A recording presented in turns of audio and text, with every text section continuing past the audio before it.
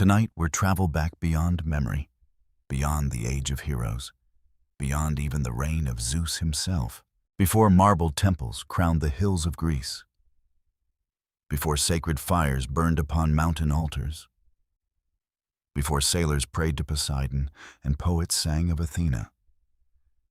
There existed an older world, a stranger world, a world where the first powers of creation were still taking shape beneath silent stars.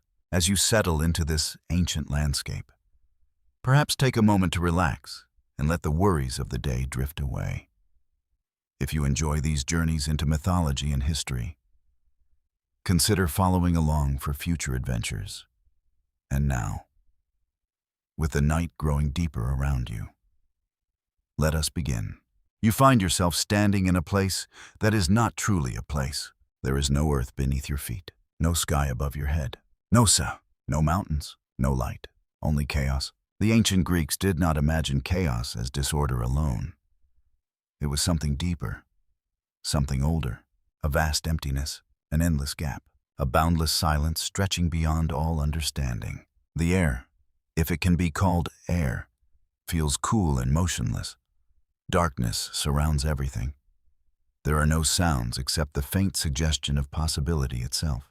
Yet, within this emptiness, something begins to stir, slowly, quietly, like the first breath after an eternal sleep. From chaos emerges Gaia, the earth, not merely soil and stone, but a living, divine presence. You watch as vast landscapes unfold from her being. Mountains rise from hidden depths, valleys spread outward, rivers wait patiently for waters that do not yet exist. The scent of fresh earth fills the darkness. Cool stone forms beneath your feet. For the first time, creation possesses a foundation. Gaia stands alone for a while. The Greeks often imagined her as both land and mother. She is stability itself, endurance, the patient strength beneath all living things. Yet even the earth feels loneliness, and so another power emerges. Uranus, the sky. He stretches endlessly above Gaia, glittering with stars. His immense form arches over the world like a vast blue dome. Countless lights shimmer within his being.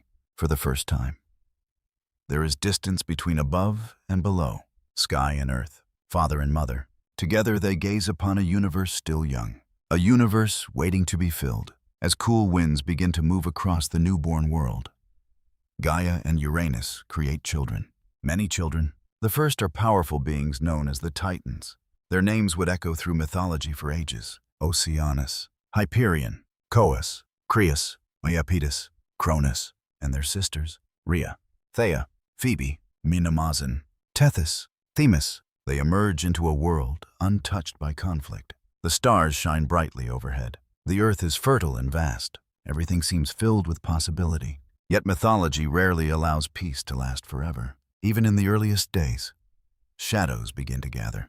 Some ancient storytellers suggested that destiny itself entered creation alongside the first gods. The Greeks often believed that fate existed beyond any ruler's control. Even the mightiest deity could not entirely escape it. And so, while the young Titans wander the world beneath star-filled skies, a quiet mystery begins to unfold. What future awaits them? No one knows. Perhaps not even the gods themselves. The nights grow long.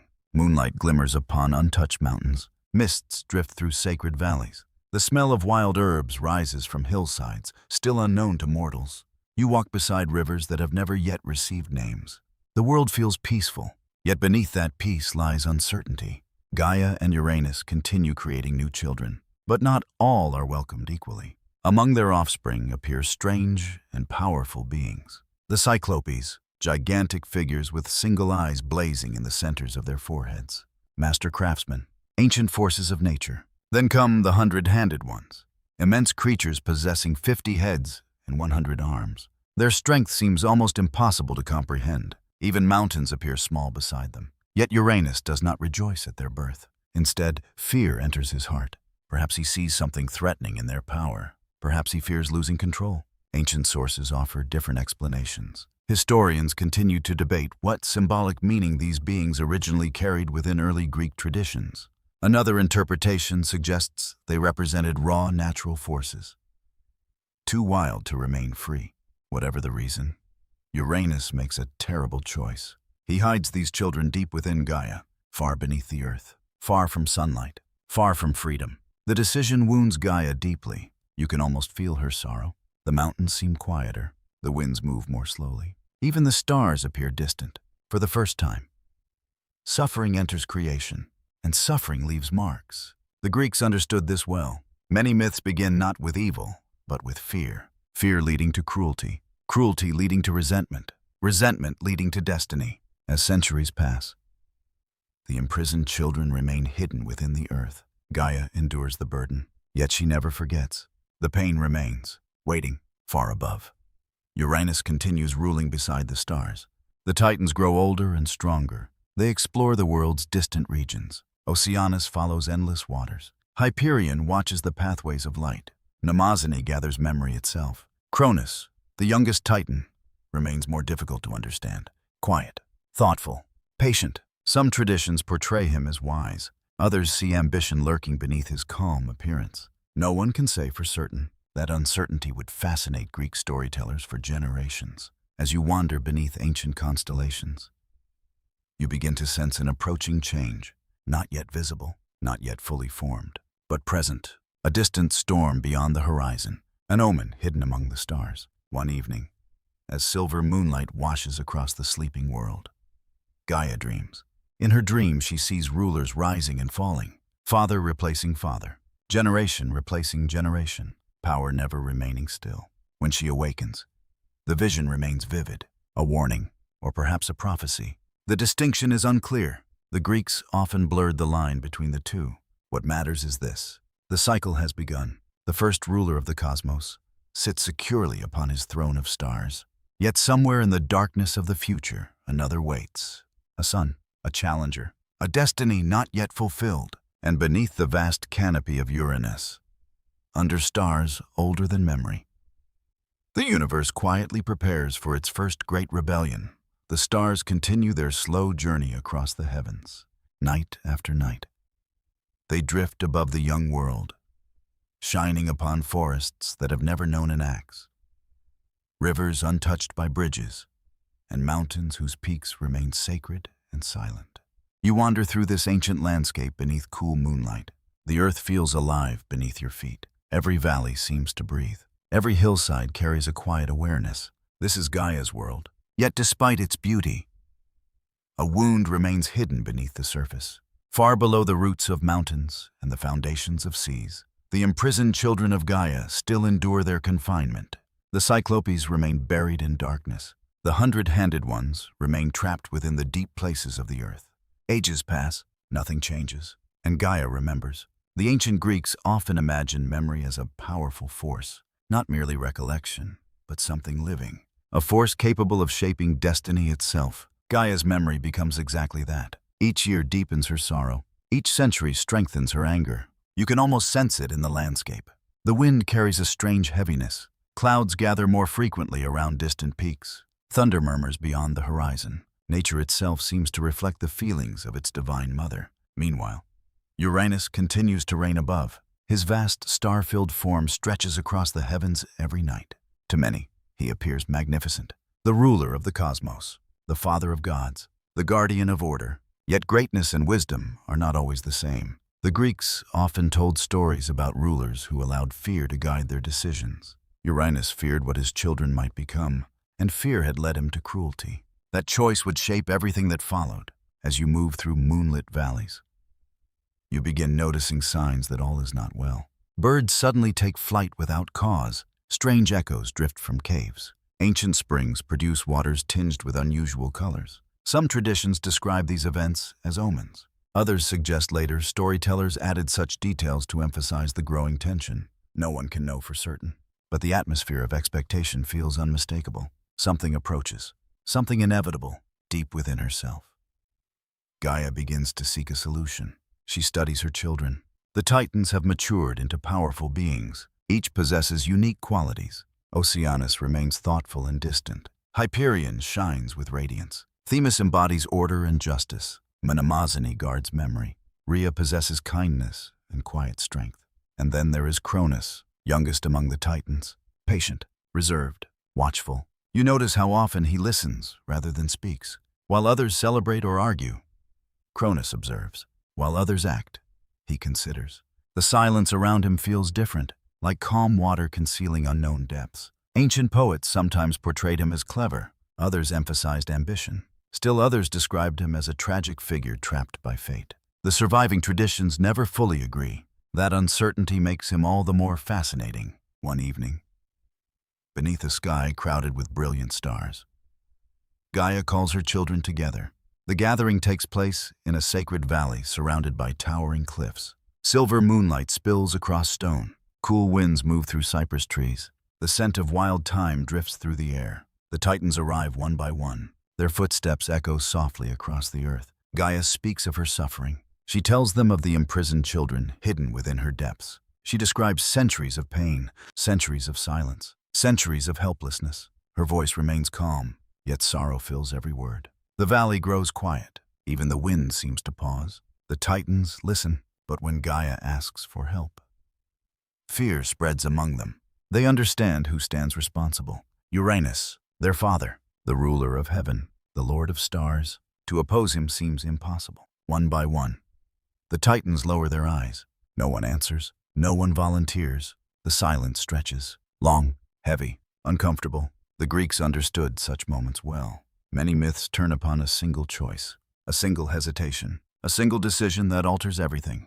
This is one of those moments, at last. Cronus speaks. His voice is measured, neither reckless nor emotional. He asks questions.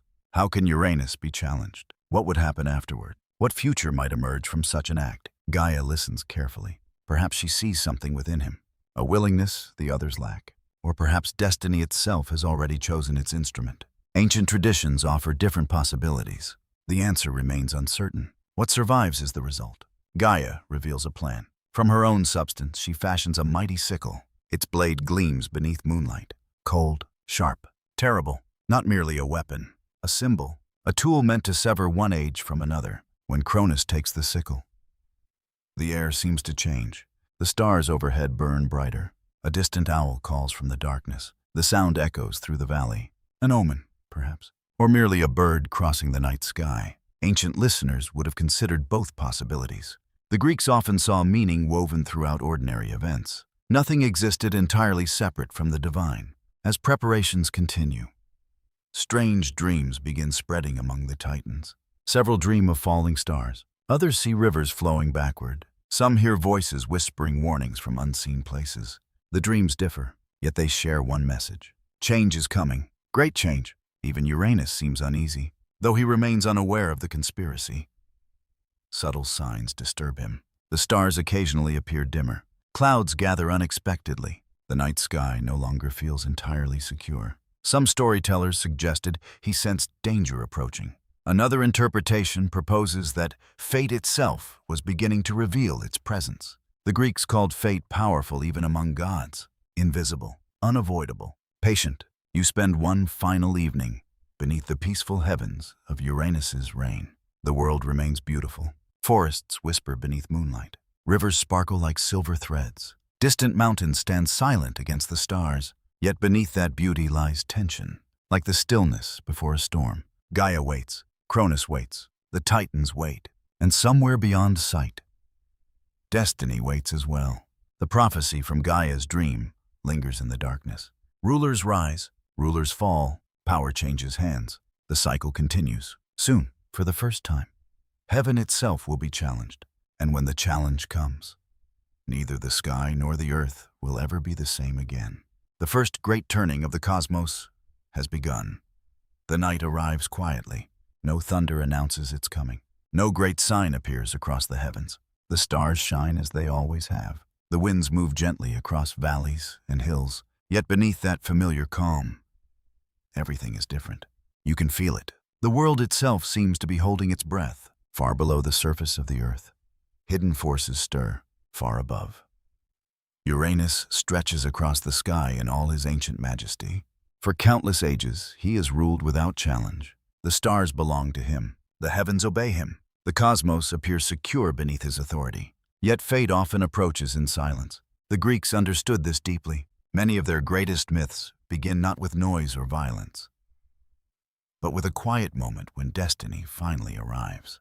This is such a moment. Moonlight washes across the earth. Silver mist drifts through sacred groves. The scent of pine and wild herbs lingers in the cool air. You stand beside Gaia as she waits. Her vast presence fills the landscape. She is patient. She has waited centuries already. One more night is nothing. Nearby stands Cronus. The youngest Titan grips the great sickle Gaia forged from her own substance. The blade catches the moonlight. Cold reflections dance along its edge. Yet even now, uncertainty remains. Ancient traditions tell different versions of what Cronus felt. Some describe determination. Others suggest fear. A few imply regret. Perhaps he felt all three. After all, he is preparing to challenge his own father. Even gods are not free from difficult choices. Above them, Uranus begins his nightly descent toward Gaia. The sky slowly settles upon the earth. Stars seem to draw closer. Dark blue shadows spread across the world. This union between heaven and earth had once represented harmony. Creation itself had emerged from it. Now it has become something else. A moment of vulnerability. A moment Gaia intends to use. As Uranus approaches, Gaia conceals Cronus within the darkness. The Titan waits. Silent. Still. The world seems strangely quiet. Even insects pause their songs. The leaves of ancient trees barely move. Some later storytellers imagine that all creation watched this moment unfold. Whether that is true, no one can know. Yet the image remains powerful. A universe witnessing its first rebellion. Then it happens. Cronus emerges. The movement is sudden, decisive. The sickle flashes beneath the stars. The heavens tremble. A cry echoes across creation. Ancient, immense, filled with shock. The sound rolls over mountains and valleys. Rivers shiver. Forests bend before invisible winds. The sea churns far beyond the horizon. The act itself would become one of the most famous and unsettling moments in Greek mythology. The Greeks did not shy away from difficult stories. They understood that creation often carried pain alongside beauty, endings alongside beginnings. The separation of Uranus and Gaia becomes exactly that, an ending and a beginning. As heaven withdraws from earth, the universe changes forever. No longer are sky and earth joined together. Distance enters creation. Space expands. The familiar world begins to take shape. The mountains seem taller. The heavens seem farther away. The stars now occupy a realm of their own. Many scholars believe this myth symbolized how the ancient Greeks understood the structure of the cosmos. Others suggest it reflected broader themes of generational conflict. Another interpretation survives as well. Some researchers believe it represented humanity's effort to explain the separation between earthly life and the mysterious heavens above. Whatever its original meaning, the story endured because it spoke to something universal. The passing of one generation, the rise of another. Nothing remains unchanged forever. As Uranus retreats into the distant sky, strange wonders emerge from the event. Drops of divine blood fall upon Gaia. Where they touch the earth, new beings come into existence. The Erinyes, ancient spirits associated with vengeance and justice. Dark figures who would one day pursue those guilty of terrible crimes. They emerge silently beneath moonlit skies, mysterious, watchful, patient. Nearby, other strange beings appear as well. The giants, powerful children of the earth, massive and formidable. Their futures remain uncertain, their destinies unwritten. The Greeks often populated their myths with such figures. Not all forces of nature fit neatly into categories of good or evil. Some simply existed, powerful, ancient, unpredictable. Meanwhile, far away upon the sea, another marvel unfolds. Fragments cast into the waters begin drifting across the waves. White foam gathers around them. The sea glows beneath moonlight. A gentle breeze moves across the surface, and from that foam, according to one famous tradition, emerges a new goddess, Aphrodite, beauty itself, love, desire, grace. You can almost see her rising from the shining waters. The waves sparkle around her. The stars reflect in her eyes. Seabirds circle overhead. Even amid conflict and upheaval, beauty enters the world. The Greeks found meaning in that contrast. From struggle comes creation. From endings come new beginnings. The universe grows richer and more complex. Yet the night's events are far from over. High above, Uranus speaks one final warning. His voice echoes through the heavens. Ancient, powerful, filled with bitterness, he condemns Cronus. He condemns the Titans and he utters a prophecy that will haunt the cosmos for ages. One day, he declares, Cronus himself will suffer the same fate. One day, a child will rise against him. One day, the cycle will continue. The words linger in the air long after the voice fades. The stars seem colder afterward. The wind carries an unfamiliar chill. You watch Cronus standing beneath the vast sky, victorious, yet strangely thoughtful. Perhaps he understands the warning. Perhaps he dismisses it. No surviving source can tell us with certainty, but the prophecy remains. And prophecies possess remarkable endurance in Greek mythology. They wait, sometimes for generations, sometimes for centuries, but rarely do they disappear. Dawn slowly approaches. Pale light spreads across the horizon. Birds begin their morning songs. The first sunrise of a transformed world arrives. Gaia is free from Uranus's oppression. The imprisoned burden has been lifted. The heavens stand separate from the earth. The cosmos feels larger, more open, full of possibility. The Titans gather around Cronus. Many now view him as their leader, their liberator, the one who challenged the ruler of heaven and prevailed. Celebration spreads among them. Hope returns. Yet beneath that hope lies uncertainty. The prophecy lingers. Like a distant storm hidden beyond clear skies, the Greeks often reminded their audiences of a simple truth. Victory solves some problems. It creates others. Cronus has overthrown his father, but in doing so, he has stepped onto the same path. The path of kings, the path of rulers, the path of those who must constantly wonder whether fate is already preparing their replacement. As sunlight warms the newborn world, the reign of Uranus comes to an end, and the age of Cronus begins. Morning sunlight spreads across the transformed world. The heavens now stand far above the earth. Blue skies stretch endlessly overhead. Clouds drift freely between mountain peaks. The stars wait beyond sight until evening returns. For the first time, the cosmos feels spacious, open, balanced. You walk through valleys washed in golden light. Cool streams flow over smooth stones. Olive trees sway gently in the breeze. Birdsong fills the air. Everywhere you look, creation seems to breathe more easily. The reign of Uranus has ended. A new ruler sits upon the throne of the cosmos. Cronus, youngest of the Titans, the one who dared challenge heaven itself for a time. It appears that the prophecy haunting the universe has been defeated. The suffering of Gaia has ended. The earth is no longer burdened. Peace settles across the world. Many ancient Greeks remembered this era as a golden age, not merely a period of prosperity, but a time of harmony between creation and its rulers. The stories describe a world untouched by hardship. Fields yielded abundance without labor. Rivers flowed clear and generous. Seasons moved gently from one to another. No armies marched. No cities burned. No hunger troubled the land. As you wander through this peaceful age, the air feels warm against your skin. Wildflowers bloom across endless meadows. The scent of thyme and rosemary drifts through the countryside.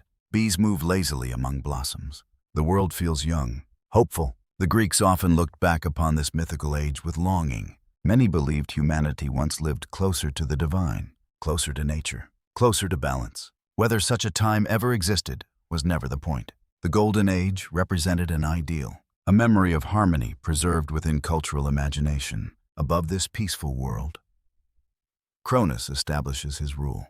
The Titans gather around him. Together they shape the structure of the cosmos. Oceanus guides the great waters. Hyperion oversees heavenly light. Themis preserves divine order. Mnemosyne safeguards memory. Each Titan contributes to the stability of creation. And beside Cronus stands Rhea, his sister, his queen, his partner in rule.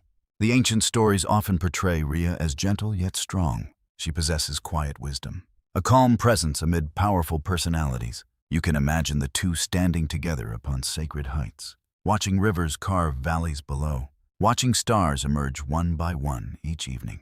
Their kingdom appears secure, their future appears bright. Yet fate rarely sleeps, even during times of peace, especially during times of peace. One evening, you find yourself beneath a sky filled with stars.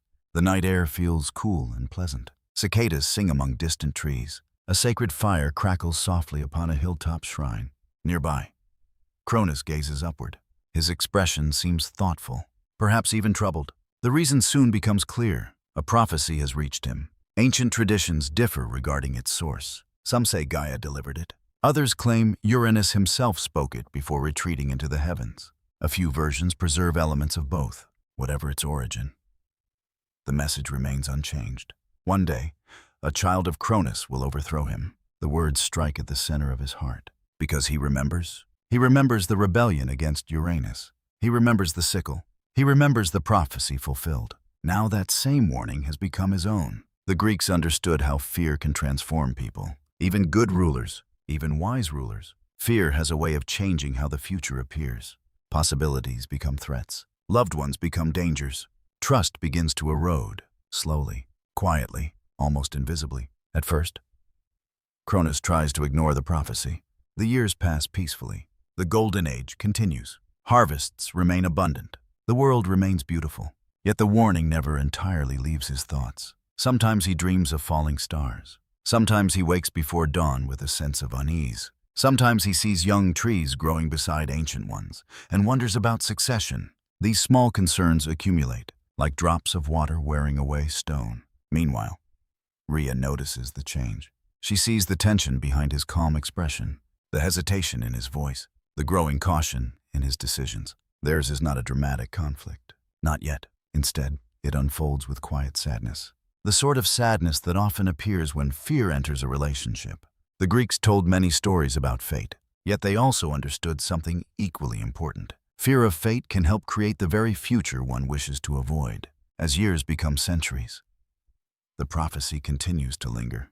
An invisible presence beside the throne. Then another sign appears. One night, Rhea experiences a dream. She stands within a sacred grove beneath silver moonlight. Around her grow ancient olive trees. Their leaves shimmer softly in the darkness. From among the trees emerges a great eagle, magnificent, powerful. Its wings cast shadows across the earth. The bird lands upon a high stone and watches her silently. Then it takes flight. As it rises, a bolt of light flashes across the heavens. Rhea awakens immediately. The dream feels important, meaningful, yet mysterious. Ancient Greeks often treated dreams as messages from the divine. Not every dream carried prophecy, but some did. The difficulty lay in understanding which were which. Historians continue to debate how seriously such dreams were viewed in different periods of Greek culture. Surviving temple traditions suggest that many people believed dreams could reveal hidden truths.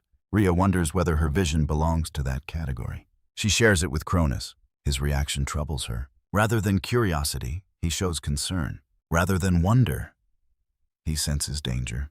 The eagle, the light, the omen. Everything seems connected to the prophecy. Everything feels threatening. Fear deepens its roots, and fear rarely remains alone. Soon, expectation joins it, then suspicion, then dread. You walk through the world of Cronus and notice subtle changes. The rivers still sparkle. The fields remain fertile. The stars shine as beautifully as ever. Yet beneath the surface, tension grows. The ruler of the cosmos has begun looking toward the future, not with hope, but with anxiety. And anxiety possesses tremendous power.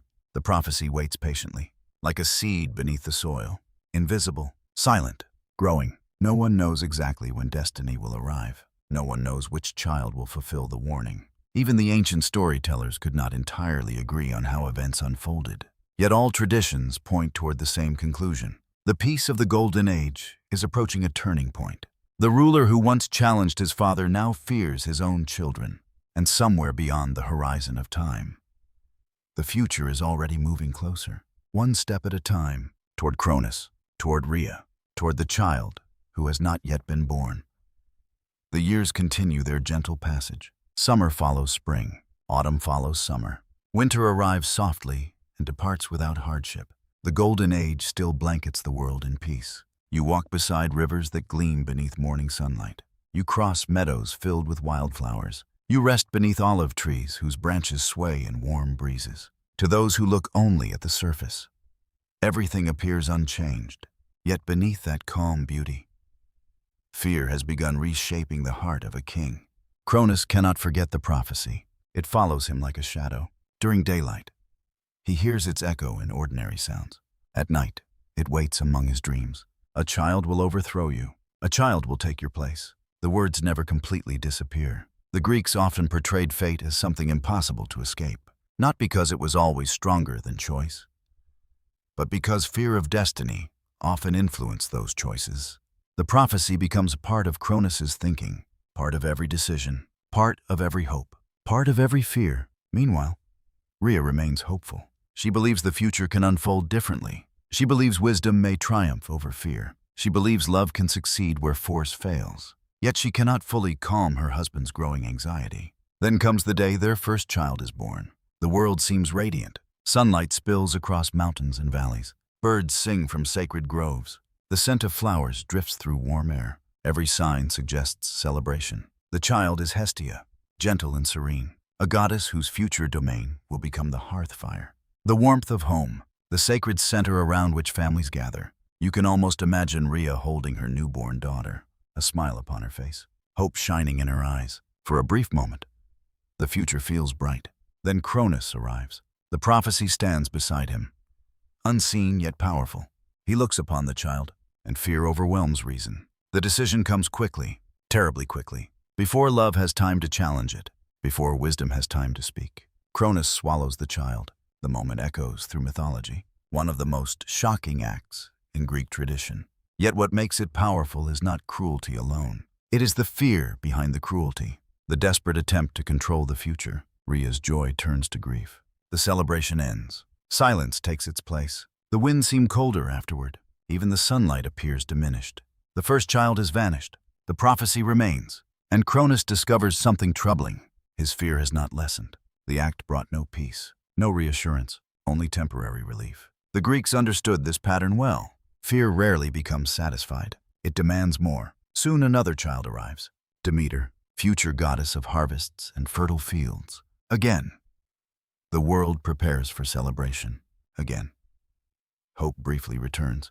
Again, Cronus surrenders to fear. And again, the child disappears.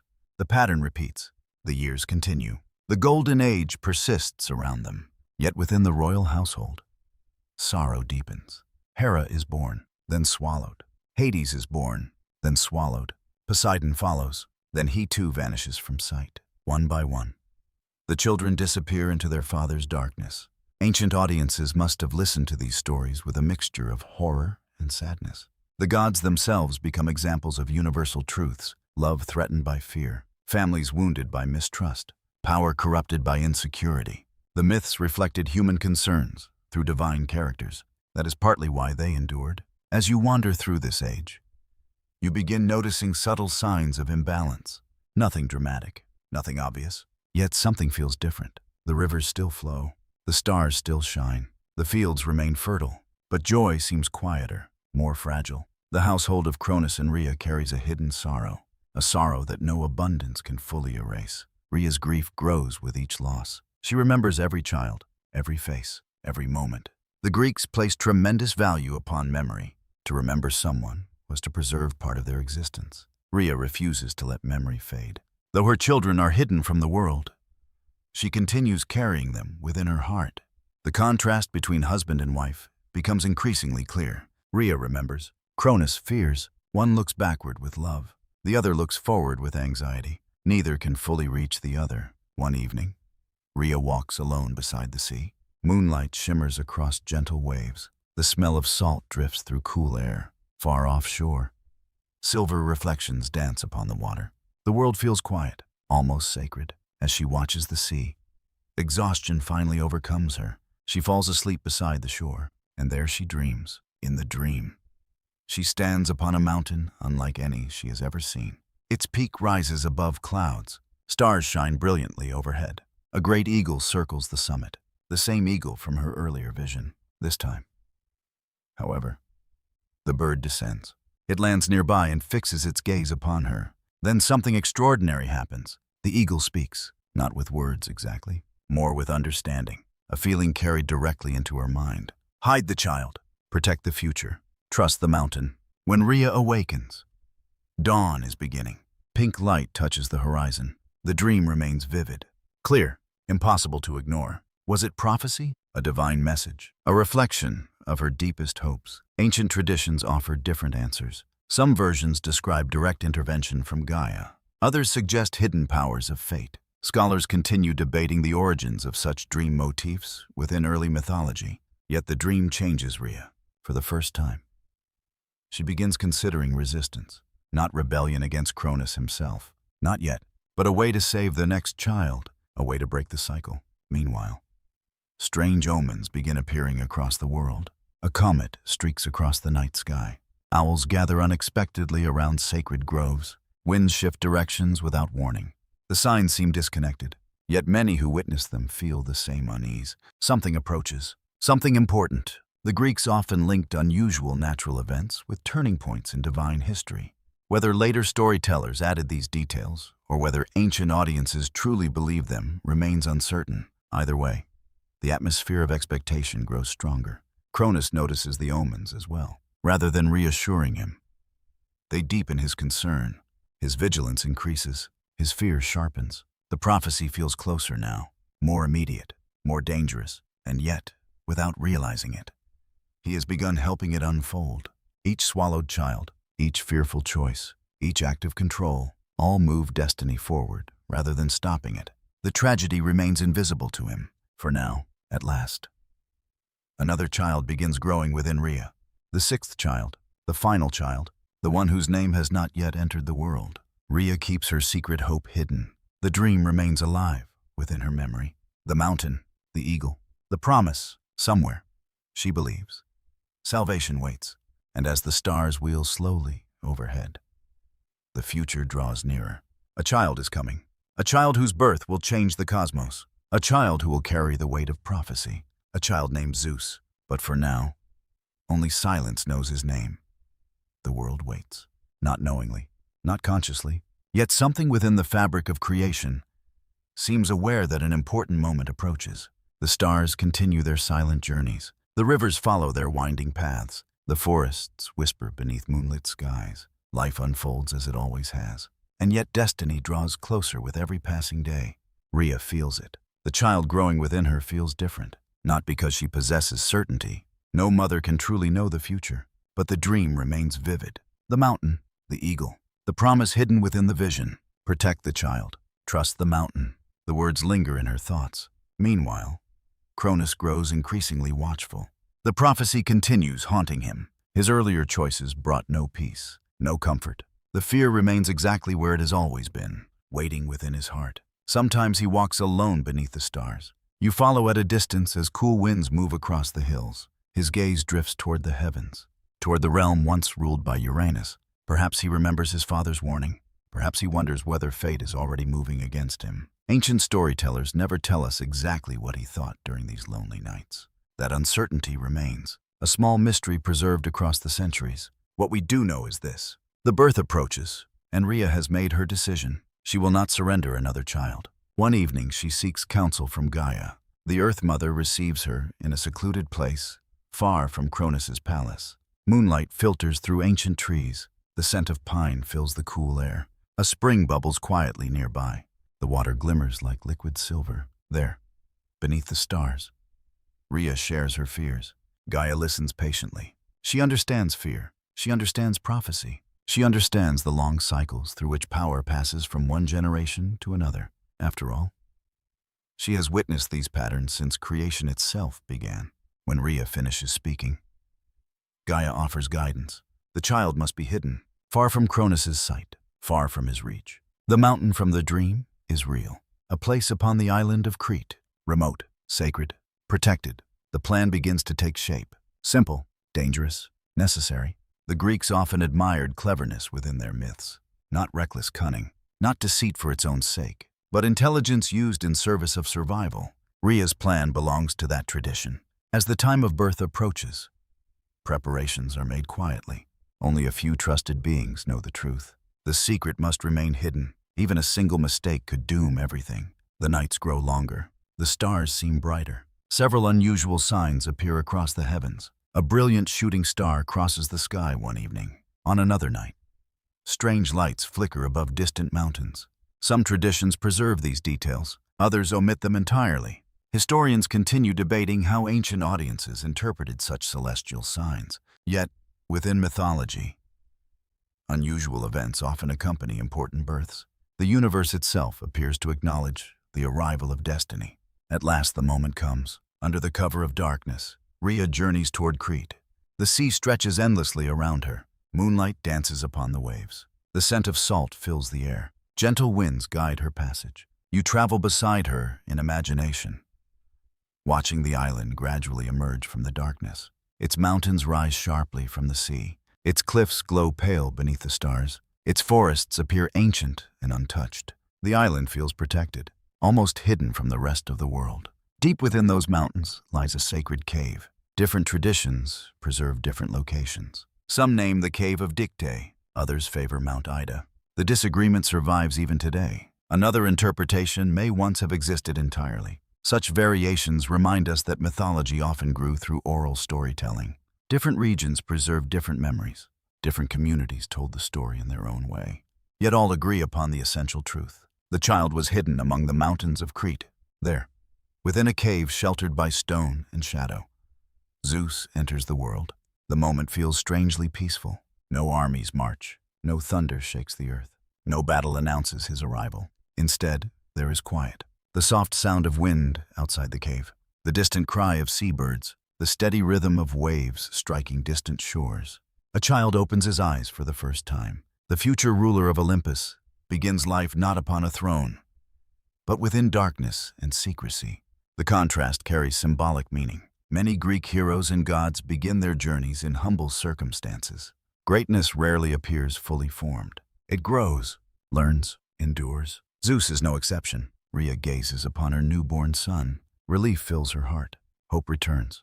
For the first time in many years, she feels possibility rather than despair. Yet danger remains very close. Cronus must be deceived. The plan moves quickly. A stone is wrapped in cloth, carefully prepared to resemble an infant. Then Rhea returns to her husband. The child remains hidden in Crete. The stone takes his place. When Cronus sees the bundle, fear once again controls him. Without hesitation, he swallows it. The deception succeeds. Simple, elegant, profound. The prophecy survives, and Cronus never realizes what has happened. The Greeks often admired moments where intelligence overcomes brute force. This is one of mythology's most famous examples. A mother's wisdom succeeds where direct confrontation would have failed. Back in Crete, the newborn Zeus remains hidden. The cave becomes his sanctuary. The mountain becomes his protector. Several traditions describe divine attendants caring for him. Nymphs watch over the child. Sacred beings connected to springs, forests, and natural places. Their presence adds warmth to the story. Even destiny requires guardians. Even future kings begin as vulnerable children. One figure appears especially often in surviving accounts. Amalthea, sometimes described as a nurturing nymph, sometimes as a divine goat, occasionally as both. The traditions vary, yet her role remains constant. She nourishes the infant Zeus, protects him, helps sustain the future. The uncertainty surrounding her identity remains one of mythology's charming mysteries. As the child grows, another problem emerges.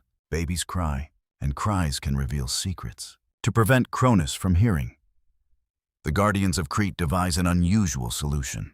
The Curites, armored warriors associated with sacred rituals. Whenever Zeus cries, they clash their shields together, bronze against bronze, metal against metal. The sounds echo through the mountains, loud, rhythmic, protective. The noise conceals the child's voice. Even now, historians debate whether these stories preserve echoes of ancient religious ceremonies once performed in Crete.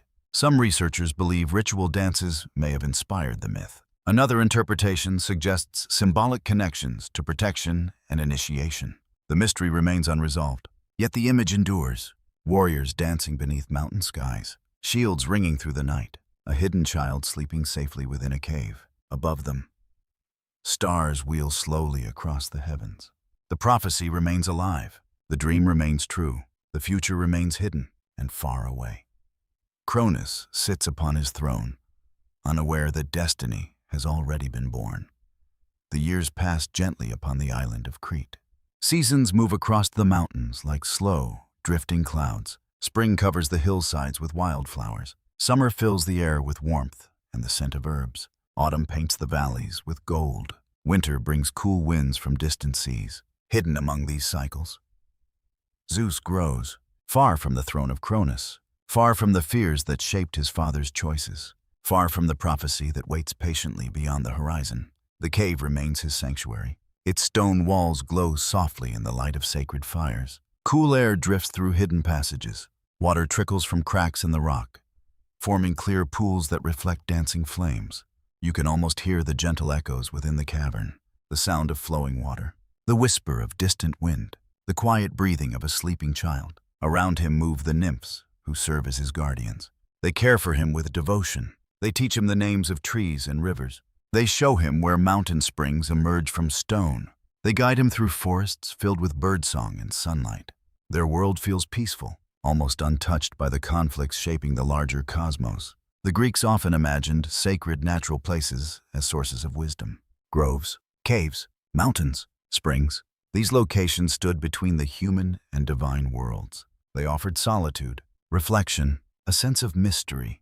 Zeus spends his earliest years surrounded by such places. Perhaps that experience shapes him more than any prophecy ever could. Each morning he leaves the cave and explores the mountains. You walk beside him through pine forests, scented with resin. Needles crunch softly beneath your feet. Sunlight filters through branches overhead. Far below, the sea sparkles like polished silver. The world feels vast, full of possibilities. The young god learns quickly. He climbs cliffs with confidence, crosses rushing streams, wanders through hidden valleys. Nature becomes his teacher. The mountains become his first kingdom. Yet even here, mysteries surround him. The stories of Zeus's childhood vary considerably. Some traditions emphasize the nurturing role of a Malthea. Others focus upon the nymphs. A few preserve entirely different accounts. Historians continue debating how these various traditions developed. Different regions of Greece often celebrated local versions of divine stories.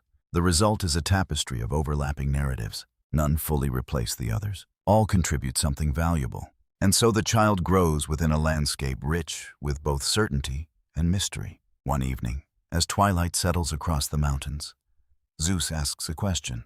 It is a simple question, the kind children often ask. Who is my father? The nymphs exchange uneasy glances. The fire crackles softly outside. The wind moves through distant trees. For a moment, no one answers. The silence itself becomes an answer. The Greeks frequently explored themes of hidden identity. Heroes often grew up unaware of their true origins. Gods sometimes concealed important truths until the proper moment arrived. Zeus now stands at the beginning of such a journey. Eventually, fragments of the truth emerge, not all at once, not fully, only enough to awaken curiosity. He learns that danger exists beyond the island. He learns that powerful forces rule the cosmos. He learns that his life depends upon secrecy. The knowledge troubles him, yet it also ignites determination. Children often imagine themselves at the center of grand stories. For Zeus, that feeling happens to be true. Meanwhile, unusual signs continue appearing across Crete. One morning, an eagle circles high above the mountain cave. Its shadow glides across the rocks below. The sight immediately reminds the nymphs of Rhea's dream. The eagle, the omen, the promise. The bird returns several times over the following months, always silent, always watchful. Whether it represents divine guidance or simply the imagination of later storytellers remains uncertain. Yet within the myth, the symbol carries tremendous weight. The future seems to be watching, waiting, observing the child who may someday change everything. As adolescence approaches, Zeus begins displaying unusual strength. He lifts stones that others struggle to move. He races through steep mountain paths without tiring. Storms seem to fascinate him. Whenever thunder echoes across the sea, he climbs to high places and watches the clouds. There is something almost familiar about them, as though distant powers are calling his name. The Greeks often associated great individuals with signs visible during childhood. Such stories reflected an important belief. Destiny leaves traces, not always obvious, not always understood, but present nonetheless. One night, Zeus experiences a dream. The dream differs from ordinary sleep. Everything feels vivid, meaningful. He stands upon a vast plain beneath unfamiliar stars. Before him rise two mountains. One shines with golden light. The other remains hidden in shadow. Between them flows a river of silver. On the far shore stands a figure, ancient, silent, impossible to identify clearly. The figure raises one hand and points toward the mountain of light. Then the dream ends, when Zeus awakens. Dawn has not yet arrived. The cave remains dark. Only embers glow within the fire. The dream lingers in his thoughts.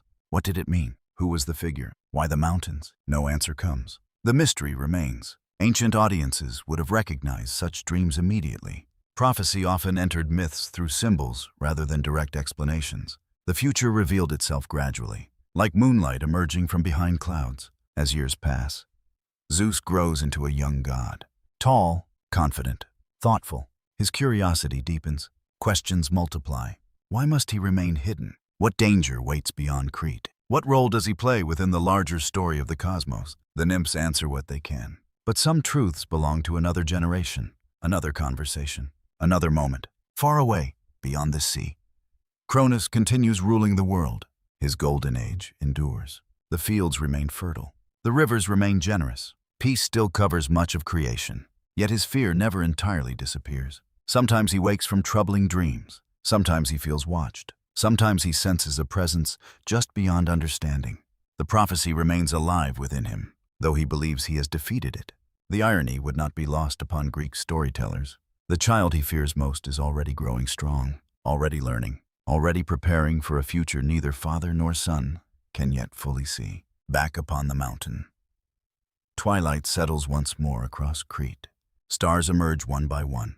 The sea reflects their distant light. A cool breeze moves through the pines. Zeus stands upon a cliff overlooking the water. The horizon stretches endlessly before him. Somewhere beyond that horizon lies his destiny. Somewhere beyond that horizon waits the truth. And though he does not yet know it, the time for hiding is slowly coming to an end.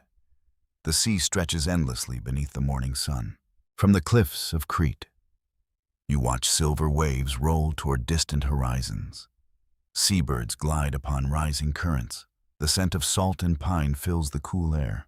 Beside you stands Zeus, no longer a child. No longer the hidden infant, protected within a mountain cave. Years have transformed him. Strength fills his frame. Confidence shapes his movements. Yet something else has emerged as well. Restlessness. The mountains that once felt vast now seem small. The cave that once felt safe now feels temporary. Questions continue gathering within him, like clouds before a storm.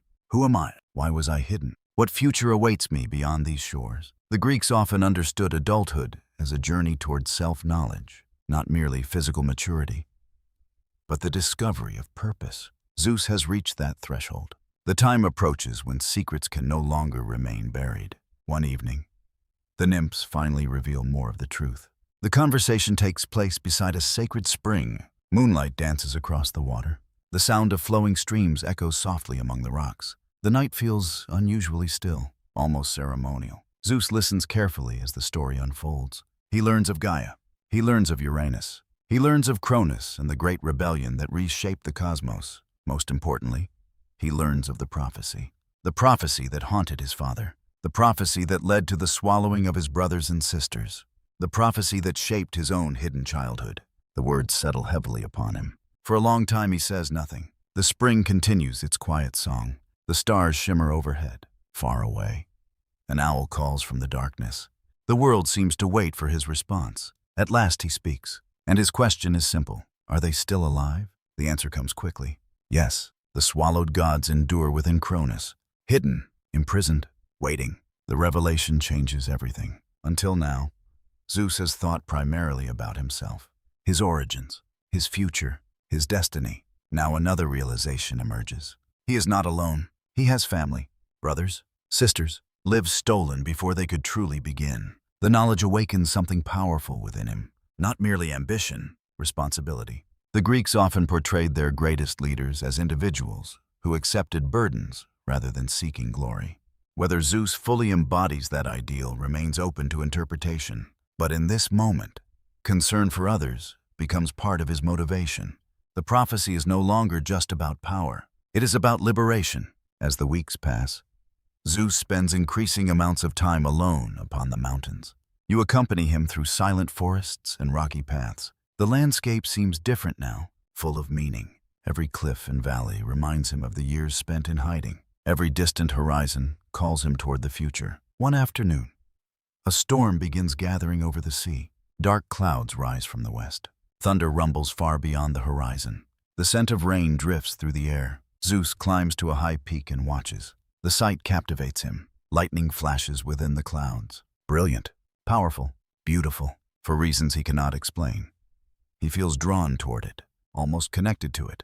The Greeks often linked gods with natural forces, long before those connections fully appeared in myth. Perhaps this scene reflects that tradition, or perhaps later storytellers recognized symbolic significance and wove it into the narrative. The exact answer remains uncertain. What survives is the image, a young god standing above the world, watching lightning dance across distant skies, a future already beginning to reveal itself.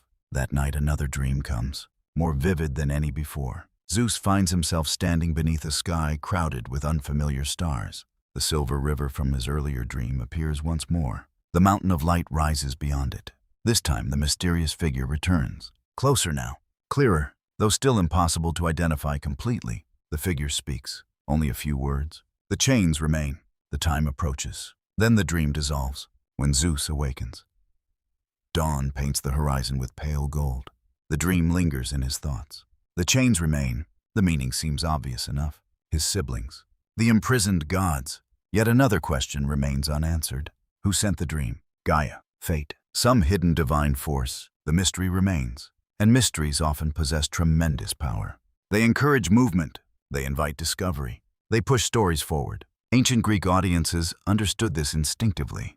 Soon afterward, visitors arrive upon Crete, not ordinary travelers, not wandering spirits, but beings connected to the older generations of creation. Among them is Gaia herself, the Earth Mother, ancient beyond comprehension, patient beyond measure. Her presence transforms the atmosphere immediately. The forests seem quieter, the mountains feel older, even the air carries a sense of reverence. Zeus listens as she speaks. Her voice resembles distant rivers and deep earth, steady, enduring, wise. She tells him of the cosmic struggle that shaped the world. She describes the suffering caused by fear. She reminds him that power alone never guarantees wisdom. Most importantly, she speaks of choice. Many modern readers assume prophecy removes freedom. The Greeks often saw things differently. Prophecy revealed possibilities. How individuals responded remained deeply important. Gaia's message reflects that idea. The future may await, but character determines how one reaches it before departing. Gaia offers a final warning. Cronus fears destiny. Fear makes rulers dangerous. Never underestimate what fear can inspire. The warning settles deeply within Zeus. It recalls Uranus. It recalls the swallowed children. It recalls every choice that brought the cosmos to this point. Fear remains the hidden force behind so much suffering. The lesson matters. Whether Zeus will remember it forever remains another question. Far away, in the halls of Cronus, strange signs begin appearing. Torches flicker unexpectedly. Dreams disturb the ruler's sleep once, during a feast. An eagle passes overhead and casts a shadow across the gathering. Cronus immediately notices. The sight troubles him, though he cannot explain why. The prophecy feels closer than ever, and for the first time in centuries, that feeling happens to be correct. Back upon Crete, preparations begin quietly. The years of hiding are ending. The years of action approach. Zeus gathers knowledge, wisdom, allies, patience. The Greeks admired courage, but they admired thoughtful courage even more. Great victories often required preparation, and so Zeus does not rush toward destiny. He studies it, learns from it, waits for the proper moment. One evening, as sunset turns the sea to gold, he stands upon a cliff overlooking the horizon. The wind moves through his hair. The mountains glow behind him. The stars begin appearing overhead. Beyond the water lies the world of Cronus. Beyond the water lies danger. Beyond the water lies family. And beyond the water lies the future itself. The hidden child of Crete has awakened to his purpose. Soon he will leave the mountain. Soon he will enter the wider world. Soon the prophecy that began generations ago will move one step closer to fulfillment. The sea crossing begins beneath a sky of pale silver. Morning mist drifts across the water. The waves move gently against the vessel, carrying Zeus away from Crete. Behind him, the mountains of his childhood slowly fade into the distance. Ahead waits the world, the larger world, the dangerous world. The world ruled by Cronus. You stand beside him as the island disappears beyond the horizon. The moment feels strangely quiet. No great farewell, no dramatic proclamation. Only the steady sound of water against wood, the cry of distant seabirds, the whisper of wind filling the sail. Yet beneath that calm surface, history is changing. The hidden child is finally leaving his sanctuary. The Greeks often celebrated journeys as moments of transformation. Crossing water symbolized more than travel. It marked the passage from one stage of life into another. The mountains had shaped Zeus. Now destiny calls him elsewhere, far away. The halls of Cronus continue their routines. The Golden Age remains outwardly unchanged. Harvests flourish. Rivers flow peacefully. The Titans govern their domains. To ordinary eyes, the cosmos appears stable. Yet strange signs continue appearing. Dreams disturb the king's sleep. Birds gather unexpectedly upon sacred rooftops. Stars seem brighter than usual. The prophecy refuses to fade. Cronus rarely speaks of it now. But silence does not mean peace. Sometimes fears grow strongest when left unspoken. As Zeus approaches the mainland, he seeks counsel from powerful allies. Different traditions preserve different versions of these events. Some emphasize Gaia. Others speak of ancient wisdom passed through hidden divine beings. One influential tradition introduces a remarkable figure, Metis, a goddess associated with wisdom, insight, and clever counsel. The Greeks admired intelligence deeply, not merely knowledge, not merely learning, but the ability to understand situations and act wisely. Metis embodies exactly that quality. When Zeus meets her, he discovers something important. Strength alone will not defeat Cronus. Direct confrontation would fail. The ruler of the cosmos remains too powerful. Victory will require patience, strategy, cunning. The lesson surprises no one familiar with Greek mythology. Again and again, cleverness proves stronger than brute force. Metis offers guidance. There is a way to free the imprisoned gods, a way to reverse the terrible choices made long ago. But first, Zeus must enter Cronus's world, not as an enemy, not as a challenger, as a servant, as a stranger, as someone overlooked. The plan begins to take shape, simple in appearance, dangerous in execution. The risks are enormous, if discovered. Zeus would face destruction before his true struggle even begins. Yet he accepts the danger, because some goals are worth risking everything. The Greeks often admired this kind of courage, not reckless courage, measured courage, the willingness to face danger while fully understanding its consequences. Soon afterward, Zeus arrives at the court of Cronus.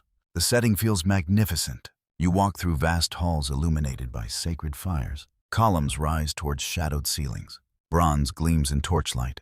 The scent of incense drifts through the air. Servants move quietly among the gathering. The Titans occupy places of honor. Everything reflects power. Everything reflects stability. Yet beneath the grandeur lies hidden fragility. Many kingdoms appear strongest shortly before great change arrives. Zeus enters this world in disguise. Ancient traditions vary regarding the exact details. Some describe him as a cupbearer. Others preserve different roles. The central idea remains the same. He gains access through patience rather than force. Day after day, he observes, listens, learns. The experience reveals much. Cronus appears powerful, respected, feared. Yet fear has become a prison of its own. The king trusts very few. Suspicion shapes his decisions. The prophecy still rules part of his life, even after centuries, even after swallowing his children. The irony grows increasingly clear. His efforts to escape fate have only deepened its influence. The Greeks found profound meaning in such patterns. Attempting to dominate the future often grants it greater power. Meanwhile, Zeus studies everything around him. The rhythms of the court, the habits of the Titans, the moods of the king. He waits, patiently. The proper moment must come. One night, another omen appears. A brilliant meteor crosses the sky above the palace. Its light flashes through open windows. Many pause to watch. The moment lasts only seconds. Yet conversations continue long afterward. What did it mean? Was it merely a natural event or a divine sign? The uncertainty itself feels important. Greek audiences often enjoyed such ambiguity. Not every mystery required resolution. Some remained open, inviting reflection, inviting interpretation. As preparations continue, Metis provides the final element of the plan. A powerful mixture, not a weapon, not poison. Something subtler, a substance capable of forcing Cronus to release what he has swallowed. The symbolism matters. The imprisoned gods will not be rescued through violence alone. They will be restored, returned, brought back into the light. The appointed day arrives quietly. No one suspects anything unusual. The palace remains busy. Servants move through the halls. Torches burn steadily. Conversations drift through chambers. Zeus performs his duties as expected. At the appropriate moment, he offers Cronus a cup. Simple, ordinary, Unremarkable. The king accepts it, drinks, and destiny begins moving once more. At first, nothing happens. Then discomfort appears. Confusion follows. The great ruler shifts uneasily. The hall grows quiet. A strange tension spreads through the gathering. Something is wrong. Something unexpected. Something impossible. Then the process begins. The ancient stories describe what follows in vivid detail, one by one. The swallowed children emerge, not destroyed, not diminished, alive, preserved. The years within Cronus have not erased them. Hestia returns first, then Demeter, then Hera, then Hades, then Poseidon. The impossible becomes reality. The lost gods stand once more beneath the light of heaven. The scene feels almost dreamlike. Shock spreads throughout the hall. The titans stare in disbelief. Servants freeze where they stand. The universe itself seems to pause. For centuries, these figures existed only in memory. Now they live again. The Greeks often celebrated moments of restoration, moments when what seemed permanently lost returned unexpectedly. This is one of mythology's greatest examples. The family separated by fear begins to reunite. Yet the moment contains complexity as well. How do siblings respond after such an experience? How do relationships begin after centuries of imprisonment? The myths provide only partial answers. The emotional details remain largely unexplored. Another mystery preserved within ancient storytelling. What matters immediately is simpler. The balance of power has changed. Completely, the prophecy lives. The hidden child has revealed himself. The imprisoned gods have returned, and Cronus finally understands what has happened. The fear he carried for centuries stands before him in living form. Zeus, the son who escaped. The future he could never fully prevent. The hall grows silent. The sacred fires flicker outside. Distant thunder murmurs beyond the horizon. A storm approaches, not only in the sky. Within the cosmos itself, the age of secrecy has ended. The age of conflict is about to begin. Silence fills the great hall. The sacred fires crackle softly. Torchlight flickers across bronze columns and polished stone. No one moves. No one speaks. The moment feels suspended between past and future. For centuries, the swallowed children of Cronus existed only as memories. Now they stand beneath the light once more. Alive, free, real. You watch as the newly returned gods slowly gather themselves. The experience is beyond ordinary understanding. How does one emerge from centuries of darkness? How does one step back into a world that continued without you? The myths rarely linger on such questions, yet they remain fascinating. Ancient storytellers focused upon the larger events unfolding around them. Still, the mystery persists.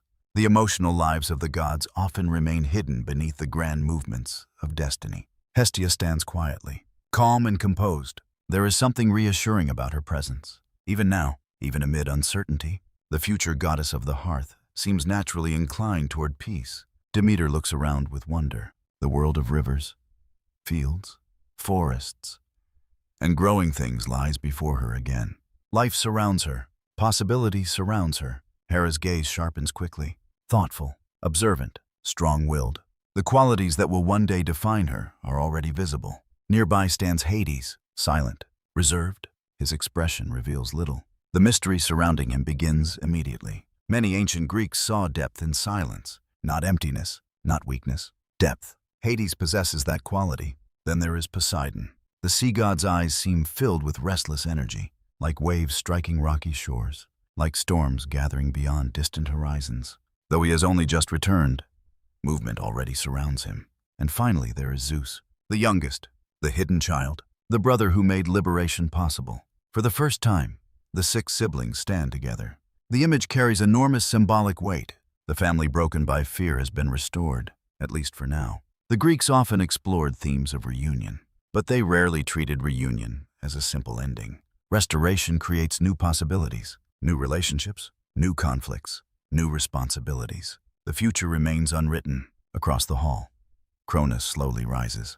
His face reflects shock, disbelief, anger, and something else, recognition. The prophecy has arrived, not in some distant tomorrow, not in some imagined future. Now, here, before him. For a long moment he says nothing. The silence feels heavy, like storm clouds gathering above a quiet sea. Then he speaks. The exact words differ across surviving traditions. As often happens in mythology, details vary. What remains consistent is the emotion, the realization that destiny has finally caught up with him. You can almost feel the weight of that understanding. All the years, all the fear, all the desperate attempts to prevent the prophecy. And yet here stands Zeus, alive, strong, unbroken. The lesson echoes through countless Greek stories. Fear may delay fate, but fear rarely defeats it. Outside the palace, dark clouds begin forming. The coincidence feels almost too perfect. Ancient storytellers loved such moments, nature reflecting the emotional landscape of the gods. Thunder murmurs faintly in the distance, a warning, or perhaps an omen. Inside, the tension becomes impossible to ignore. The Titans begin choosing sides, not openly, not yet, but thoughts shift. Loyalties are questioned. Assumptions collapse. For ages, Cronus seemed unshakable. Now uncertainty spreads through the cosmos. The Greeks understood that power often appears strongest immediately before change. A throne can look secure even while its foundations weaken. The newly freed gods withdraw from the palace soon afterward. The reunion remains incomplete. There is no time for celebration. Danger surrounds them. The future demands action. You follow the 6 siblings into the open world. The air feels fresh after the heavy atmosphere of the court. Sea winds move through the landscape. The scent of rain approaches. Above, clouds continue gathering. The symbolism feels unmistakable. A storm is coming, one evening. The siblings gather upon a hillside overlooking the sea. A sacred fire burns nearby. Stars emerge overhead. The atmosphere feels intimate, quiet.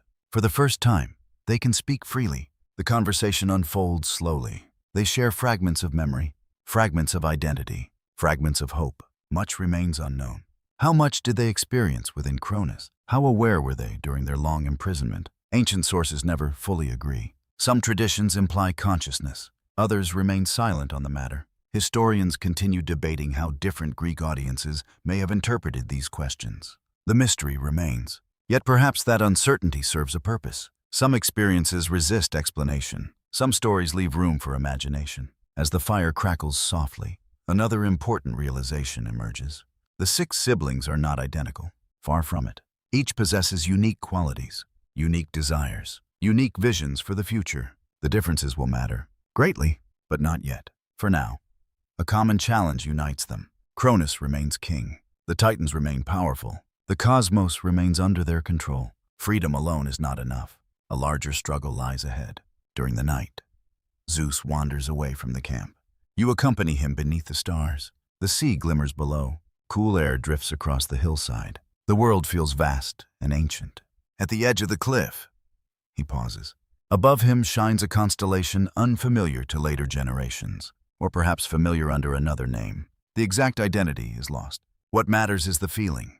The stars seem to speak, not with words, with presence, with possibility. As he watches, an eagle appears, the same symbol from Rhea's dream, the same symbol seen during his childhood. The great bird circles overhead before disappearing into darkness. The moment feels significant, a reminder, a confirmation. The path continues forward. Ancient audiences would have recognized such recurring symbols immediately. The Greeks loved patterns, prophecies returning, omens repeating, dreams finding fulfillment. The eagle has become one of those threads connecting past and future. When Zeus returns to the fire, dawn is approaching. The eastern horizon glows faintly. A new day prepares to begin, yet the night leaves behind another gift.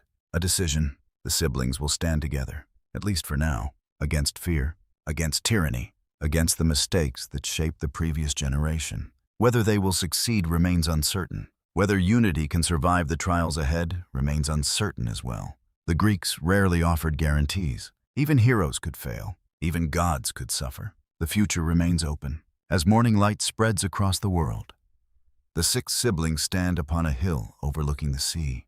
Behind them lies the past. Ahead waits war. The prophecy that began with Uranus and Cronus is still unfolding. And somewhere beyond the horizon, ancient powers are already preparing for the conflict to come. Morning arrives beneath a sky veiled with thin clouds. The sea reflects pale silver light. A cool breeze moves across the hills where the 6 siblings stand together. Behind them, sacred fires fade into ash. Ahead lies uncertainty. The world feels balanced upon a narrow edge, not yet at war, no longer at peace. The Greeks often understood such moments as especially important. The space between certainty and action. The brief stillness before history changes direction. You walk with Zeus as he surveys the landscape. The fields below remain fertile. Villages continue their ordinary rhythms. Rivers follow their ancient courses toward the sea. To many, nothing appears different, yet hidden beneath the surface. Alliances are already beginning to form. The release of the swallowed gods has transformed everything. News travels quickly among divine beings, faster than mortal messengers, faster than ships crossing the sea. Across the cosmos, powers ancient and mysterious begin considering their loyalties. Who will stand with Cronus? Who will stand with Zeus? Who will remain uncertain until the final moment? No one yet knows.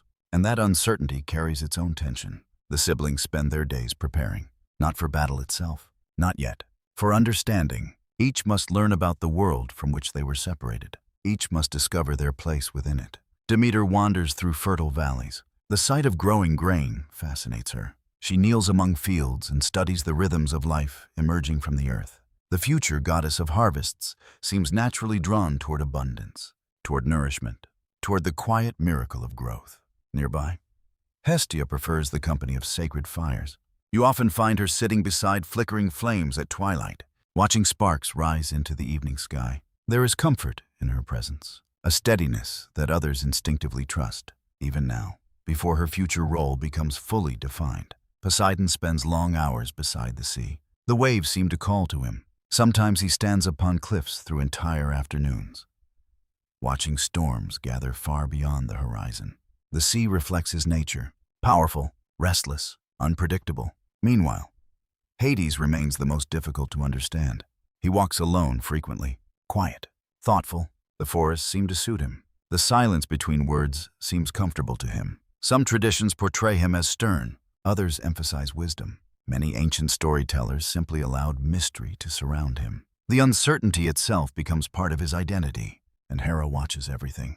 Everyone. Nothing escapes her attention. She studies relationships, patterns, motives. Her intelligence reveals itself not through speeches, but through observation. The future queen of Olympus is already learning, already preparing. Zeus notices all of this. The differences among his siblings become increasingly clear. Yet rather than dividing them, those differences strengthen their growing alliance. Each possesses qualities the others lack. The Greeks often admired this balance. A successful community required many forms of strength: wisdom, patience, courage, compassion, discipline. No single virtue could accomplish everything alone. One evening, as sunset paints the sea with gold and crimson, a visitor arrives. The arrival is unexpected, yet somehow not surprising. Themis approaches the gathering, Titan goddess of order, justice, and divine law. Unlike many Titans, she does not immediately commit herself to Cronus. The situation troubles her. Deeply, she values balance, fairness, harmony, and the conflict now approaching threatens all three. The conversation that follows lasts long into the night. The stars emerge overhead one by one. The scent of cedar smoke drifts through the air. The sacred fire crackles softly. Themis speaks carefully. She does not offer promises. She does not offer armies. Instead, she offers insight. The universe functions through order, not fear, not domination. Fear eventually weakens whatever it seeks to protect. The words strike Zeus deeply. They echo Gaia's earlier warning. Fear shaped Uranus. Fear shaped Cronus. Could fear someday shape him as well? The question remains unanswered, but it stays with him, a quiet reminder carried forward into future chapters of his life. As midnight approaches, Themis shares another piece of wisdom, a prophecy, ancient, mysterious, difficult to interpret fully. She speaks of imprisoned powers hidden in darkness, allies forgotten by the current age, forces capable of altering the balance of the coming struggle. The message is incomplete, intentionally so. The Greeks often preferred prophecies that revealed only part of the truth. Too much certainty weakened the drama of destiny. The imprisoned powers. The phrase lingers. Zeus immediately senses importance within it. Yet questions remain. Who are these allies? Where are they hidden? Why were they imprisoned? The mystery becomes another thread pulling the story forward. Across the world, signs continue appearing. Strange signs, subtle signs. A wolf howls beneath a cloudless sky. A sacred spring changes color for a single day. Birds abandon certain groves and gather elsewhere. Ancient audiences would have recognized these events as omens. Whether literal or symbolic, mattered less than the feeling they created. The sense that unseen forces were stirring, that fate was drawing closer. Even Cronus notices the changes within his palace. Sleep becomes increasingly difficult. Dreams disturb him. In one dream, he sees a mountain split by lightning. In another, 6 stars rise above the horizon while an older star slowly fades. He awakens uneasy. The dreams refuse to leave his thoughts. Some historians believe such dream sequences reflected widespread ancient beliefs regarding divine communication. Others suggest they served primarily narrative purposes. Perhaps both explanations contain truth. Mythology often operates on several levels simultaneously. What matters here is simple. Cronus feels destiny approaching, and he does not know how to stop it. Days later, Zeus climbs a high mountain overlooking the sea. You join him near the summit. The wind feels stronger here, colder. Clouds drift beneath distant peaks. The world stretches endlessly in every direction as he watches the horizon. Thunder echoes far away. A storm is forming. Dark clouds gather over the water. Lightning flickers within them. The sight feels familiar now, almost personal. For reasons still unclear, Zeus feels drawn toward the storm. The connection remains mysterious, yet growing stronger. The sea darkens beneath the approaching weather. The wind rises. The first drops of rain begin to fall. And standing upon that mountain, beneath the gathering clouds, Zeus senses something profound. The age of preparation is ending. The age of action approaches. Soon choices must be made. Soon allies must be found. Soon the ancient struggle between generations will erupt into open conflict. The storm moving across the sea is only the beginning. A far greater storm is gathering across the cosmos itself. The storm arrives during the night. Rain falls steadily across the hills and valleys. Lightning flickers behind distant mountains. Thunder rolls through the darkness like the footsteps of unseen giants. You sit beside a sacred fire sheltered beneath stone, watching sparks rise into the wet night air. Nearby, Zeus remains awake. The prophecy shared by Themis lingers in his thoughts. The imprisoned powers, forgotten allies hidden in darkness. The mysterious words feel important, like a door only partly opened, like a path visible through mist. Yet before that path can be followed, another challenge demands attention. The Titans are choosing. Across the cosmos, ancient loyalties are being tested. For generations, Cronus has ruled. Many Titans know no other order, no other authority, no other vision of the world. Even those troubled by his actions hesitate. Change carries risks. The Greeks understood this deeply. People often endure imperfect situations because uncertainty feels more frightening than familiarity. The same principle applies even among gods. When dawn finally breaks, the storm begins to fade. Clouds drift slowly toward the sea. Fresh rain glistens upon leaves and stone. The world smells clean, renewed, yet beneath that freshness, tension continues growing. Messengers arrive throughout the day. Some bring news, others bring rumors. A few bring warnings. The stories differ, yet together they form a picture. The Titan world is dividing. Oceanus refuses immediate commitment. The great river Titan prefers caution, patience, observation. He sees danger in rushing toward conflict. Many later Greeks admired such restraint. Wisdom sometimes means waiting before choosing. Elsewhere, Hyperion remains loyal to the established order. The ruler of heavenly light sees stability as valuable. The prospect of war troubles him. Like many Titans, he fears the chaos that may follow change. Several others share his concerns. The old generation remembers what happened when Uranus fell. They know how much suffering can accompany transformation. Their caution feels understandable, perhaps even reasonable. Yet history rarely pauses because reasonable people hesitate. Meanwhile, support begins gathering around Zeus as well. Not every Titan agrees with Cronus. Not every ancient power believes fear should determine the future. Themis continues offering guidance. Minamazan, guardian of memory, quietly sympathizes with the younger generation. Memory preserves truths that power sometimes prefers to forget. And memory has not forgotten the swallowed children. The growing divide feels almost familial, because it is.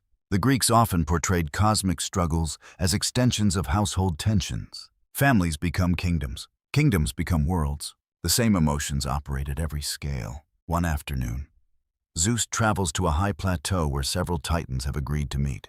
You accompany him across rocky paths and open grasslands. The sky remains overcast. Wind moves steadily across the landscape. The atmosphere feels solemn. The gathering resembles a council more than a confrontation. Ancient beings stand beneath open skies. Their faces reveal uncertainty, concern, reflection. Some seek peace, some seek justice, some simply seek survival. Each believes their position makes sense. That complexity matters. Greek mythology rarely divides the world neatly into heroes and villains. Even flawed characters often possess understandable motives. The discussions continue for hours. Voices remain calm. Mostly, arguments rise and fall like waves upon a shore. Questions dominate the conversation. Can conflict still be avoided? Can reconciliation occur? Can Cronus change? Can the prophecy be ignored? No answer satisfies everyone. Perhaps no answer exists. As evening approaches, an unusual event interrupts the gathering. The sky suddenly darkens, not with storm clouds, with birds, hundreds of birds, perhaps thousands. They circle overhead in vast spirals. Their shadows move across the earth below. The sight feels uncanny, almost supernatural. The Titans fall silent. Even Zeus watches with fascination. The birds continue circling for several minutes before dispersing toward different horizons. The meaning remains unclear. An omen, a coincidence, a divine sign. Ancient traditions often left such questions unanswered. The uncertainty itself became part of the experience. Some later storytellers interpreted the birds as symbols of division, one flock becoming many, unity becoming separation. Another interpretation survives as well. Some believe the birds represented fate moving unseen through the world. The truth remains elusive. The image remains powerful. That night, around another sacred fire, Zeus reflects upon what he has learned. Support exists, but not enough. The Titans remain divided. Many powerful figures continue backing Cronus. If war comes now, victory appears uncertain. The realization frustrates him. Yet frustration quickly gives way to understanding. More allies are needed. More strength. More wisdom. The prophecy of Themis returns once again. The imprisoned powers, forgotten allies hidden in darkness. The clue seems impossible to ignore. Later that night, sleep finally comes. And with sleep comes a dream. Zeus finds himself walking through a cavern unlike any he has ever seen. The walls glow faintly with blue light. Ancient symbols cover the stone. The air feels cold, very cold, far ahead. Chains echo through the darkness. Metal against stone, slow, rhythmic, waiting. Then he hears voices, not words. Just voices, powerful, patient, imprisoned. Before he can move closer, the dream dissolves. When morning arrives, the memory remains vivid. The chains, the cavern, the unseen presence beyond the darkness. The message seems obvious. The imprisoned allies are real, not merely symbols, not merely prophecy. Real beings waiting somewhere beneath the world. Ancient audiences would immediately recognize the significance. Dreams often revealed hidden truths in mythology. Not always complete truths, but enough to guide action, enough to point the way, far away. Cronus receives troubling news of his own. Reports arrive describing Titans meeting with Zeus, neutral powers expressing doubt, old certainties beginning to crack. The information unsettles him. Fear grows stronger, and fear influences decisions. The pattern repeats once more, just as it did with Uranus, just as it has throughout this story. The Greeks understood that fear often narrows perspective. It makes threats appear larger. It makes alternatives appear smaller. Cronus begins preparing for war. Quietly at first, but unmistakably. The possibility of peace grows more distant. The possibility of conflict grows closer, back among the younger gods. Preparations continue as well. The siblings gather beneath a sky filled with stars. The air feels cool. The sea glimmers in the distance. Their discussion lasts deep into the night. What should happen next? Where should they go? How can they strengthen their position? At last Zeus shares his dream. The cavern, the chains, the imprisoned voices. Silence follows. Then Gaia's earlier words return to memory. Themis' prophecy returns to memory. The clues suddenly align. A path emerges, hidden beneath the earth, hidden within darkness. The next stage of the journey reveals itself. The Titans have made their choices, or at least begun making them. Now Zeus must seek allies older than the conflict itself. Allies forgotten by much of the world. Allies whose freedom may determine the fate of the cosmos. And somewhere far below mountains and seas, chains continue echoing in the darkness. Waiting to be broken, the stars fade slowly as dawn approaches. A pale silver glow spreads across the eastern horizon. The world feels quiet, expectant, as though creation itself is waiting for the next step to be taken. You stand beside Zeus upon a windswept hill. The cool air carries the scent of pine and distant rain. Far below, waves strike rocky shores with steady rhythm. The dream remains fresh in his mind. The cavern, the chains, the unseen voices hidden within darkness. And now, for the first time, the path forward seems clear. The imprisoned allies must be found. The Greeks often told stories in which wisdom arrived gradually. Rarely did heroes receive complete answers. Instead, they followed signs, dreams, prophecies, fragments of truth scattered across their journeys. Zeus now follows such a trail. The clues point downward, beneath mountains, beneath valleys, beneath the familiar world, toward ancient places few dare approach. Soon preparations begin. The journey will be difficult, not because of distance alone, because of what lies at its destination. The imprisoned powers belong to an older age, an age before Cronus, before the Titans ruled, before much of the current order existed at all. Even their names carry weight. The Cyclopes, the hundred-handed ones, the children of Gaia and Uranus cast into darkness long ago, the same beings whose imprisonment first sparked Gaia's anger, the same beings whose suffering led to the rebellion against Uranus. The story has come full circle. The Greeks loved such patterns. Events echoing across generations, old wounds returning, ancient choices shaping the future. Nothing exists in isolation. Everything connects. As Zeus and his companions travel inland, the landscape gradually changes. The bright coastlines give way to rugged terrain. Forests grow denser. Mountains rise higher. Mist gathers among rocky slopes. The air feels colder, more ancient somehow. You follow narrow paths winding through silent valleys. The further you travel, the quieter the world becomes. Birdsong grows rare. Even the wind seems cautious. Eventually Gaia appears once more, not suddenly, not dramatically, simply present, as though she has always been part of the landscape. The Earth Mother stands among towering stone formations. Morning light touches the cliffs around her. Wildflowers bloom at her feet. The sight feels timeless. Zeus listens as she speaks. Her voice resembles distant rivers flowing beneath the earth. Steady, patient, enduring. She confirms what the dreams have suggested. The imprisoned allies remain below. Still chained, still forgotten, still waiting.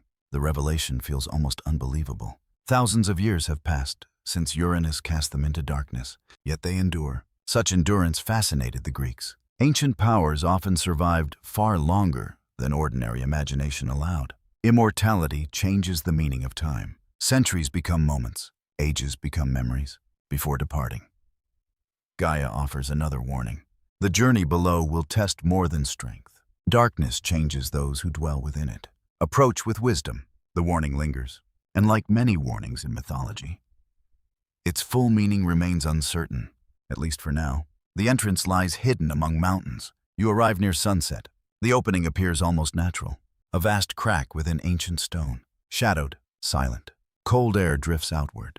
The scent reminds you of wet rock and deep earth. Twilight gathers around the cliffs. The first stars emerge overhead. The moment feels sacred. Thresholds often carried special significance for the Greeks. Doorways, harbors, crossroads, places between one realm and another. This cave entrance feels exactly that way. A boundary between worlds, without hesitation. Zeus enters. The descent begins. Torchlight flickers against rough walls. The passage twists deeper beneath the earth. Water echoes somewhere in the darkness. The temperature drops steadily. The familiar world recedes behind you. Above remains sunlight, forests, and open skies. Below lies something older, something hidden. Hours seem to pass, or perhaps only minutes. Time behaves strangely underground. The deeper you descend, the more distant ordinary concerns become. Eventually the tunnels widen. Vast chambers emerge. The ceilings disappear into darkness. The scale feels almost impossible. Then a sound breaks the silence. A metallic echo, slow, rhythmic, just as in the dream. Chains, the sound travels through the darkness. Ancient, patient, waiting. Zeus continues forward. Torchlight reveals shapes ahead. At first they appear to be mountains. Then the shapes move, and you realize they are living beings. The hundred-handed ones, even imprisoned, they inspire awe. Their enormous forms fill the cavern. Their many arms remain bound by colossal chains. Their faces reflect centuries of isolation. Yet something else remains visible as well. Strength, immense strength. Nearby stand the Cyclopes. Their single eyes glow within the darkness. Powerful, ancient, silent. The sight feels overwhelming. These are not ordinary allies. These are primordial forces, fragments of creation itself. For a moment, no one speaks. The air feels heavy, charged. Then one of the hundred-handed ones finally breaks the silence. His voice resembles distant earthquakes. Slow, deep, powerful. Why have you come? The question echoes through the cavern. The answer matters. Everything depends upon it. Zeus steps forward. Calmly, respectfully, he tells their story. The imprisonment, the injustice, the fear that created suffering across generations. He speaks of Cronus, of destiny, of the coming conflict. Most importantly, he speaks of freedom. The Greeks often admired leaders who inspired through persuasion rather than commands. This moment reflects that ideal. Zeus does not demand loyalty. He offers liberation. The distinction matters. The cavern grows quiet once more. The imprisoned beings listen carefully. For centuries they have known only darkness, only chains, only abandonment. Can freedom truly return? Can the world above still hold a place for them? The uncertainty hangs in the air. Then something unexpected happens. One of the Cyclopes laughs, a deep sound rolling through the cavern. Not mocking, hopeful. The sound spreads. Others begin smiling. The possibility feels real, for the first time in ages. Possibility exists. Zeus approaches the chains. The task proves difficult. The restraints were forged to contain powers beyond ordinary comprehension. Yet determination succeeds where doubt fails, one by one. The bindings fall away. Metal crashes against stone. The echoes thunder through the underground chambers. The sound resembles a prophecy becoming reality, a promise finally fulfilled. The freed beings rise slowly. The cavern seems smaller now, less oppressive. Light appears brighter. The transformation feels immediate. Ancient suffering begins giving way to ancient gratitude. The Greeks often explored the idea that kindness creates obligations stronger than force. A gift freely given carries tremendous power. Freedom is such a gift. The 100-handed ones pledge their support. The Cyclopes do the same, not because they are commanded, because they choose to. The distinction changes everything, as the gathering prepares to leave the depths. Another mystery remains. The Cyclopes exchange curious glances. They speak quietly among themselves. Then one steps forward. There are gifts yet to be forged, he says. Weapons worthy of destiny. The words awaken new questions. What gifts? What weapons? What role will they play? The answers remain hidden, for now, above the earth. Dawn is beginning once more. A new day approaches, and with it comes a new balance of power. The forgotten allies have returned. The chains have fallen. The darkness has released its prisoners. The storm gathering across the cosmos has just become far more dangerous for Cronus. Morning light pours across the mountains. Mist drifts slowly from the valleys. The scent of wet stone and pine fills the cool air. For the first time in countless ages, the Cyclopes and the 100-handed ones walk beneath an open sky. You watch as they emerge from the earth. The sight feels almost miraculous. Sunlight touches faces long hidden in darkness. The wind moves freely around them. Birds cross the heavens overhead. Simple things, ordinary things. Yet after centuries of imprisonment, even ordinary wonders feel extraordinary. The Greeks often valued freedom not merely as an absence of chains, but as a return to one's rightful place within the world. That idea echoes through this moment. The forgotten children of Gaia have returned, and with them comes new hope. The camp of Zeus grows quickly. Allies arrive from distant regions. Messengers travel between mountains and coastlines. Sacred fires burn throughout the night. The atmosphere feels different now, stronger, more confident. The balance of power has shifted, not decisively, not yet, but unmistakably. Meanwhile, far away in the halls of Cronus, troubling reports continue arriving. The 100-handed ones are free. The Cyclopes have returned. The younger gods are gathering support. Each piece of news deepens the king's unease. Fear grows heavier within him. The prophecy feels closer than ever. One evening, as thunder rumbles beyond distant hills, Cronus experiences another dream. He stands alone upon a vast plain beneath dark clouds. Before him rises a mighty tree. Its roots reach deep into the earth. Its branches touch the stars. Suddenly lightning strikes. The tree splits. Half remains standing. Half falls into shadow. Cronus awakens immediately. The dream leaves him shaken. Its meaning seems obvious. Division, conflict, the breaking of old structures. The Greeks often used trees as symbols of dynasties and generations. Perhaps this dream belongs to that tradition, or perhaps it reflects deeper fears already present within Cronus's mind. Either way, the warning remains, and warnings ignored rarely disappear. Back among the allies of Zeus. Preparations continue. The freed Cyclopes request a meeting. The gathering takes place near a volcanic mountain. Smoke rises faintly from cracks in the earth. The scent of sulfur drifts through the air. The landscape feels powerful, alive, ancient. The Cyclopes seem particularly comfortable here. Many traditions portray them as master craftsmen, workers of divine metals, shapers of impossible creations. Some historians believe these stories may preserve distant memories of ancient metalworkers whose skills appeared almost magical to earlier communities. Another interpretation suggests symbolic connections between fire, creation, and transformation, whatever the origin. The Cyclopes occupy a unique place within mythology. They understand how to create wonders. As twilight settles across the mountain slopes, work begins. Great furnaces roar to life. Flames rise into the darkening sky. The glow illuminates surrounding cliffs in shades of gold and crimson. You hear the ringing of hammers, the roar of fire, the hiss of heated metal. The sounds continue through the night. The scene feels almost sacred.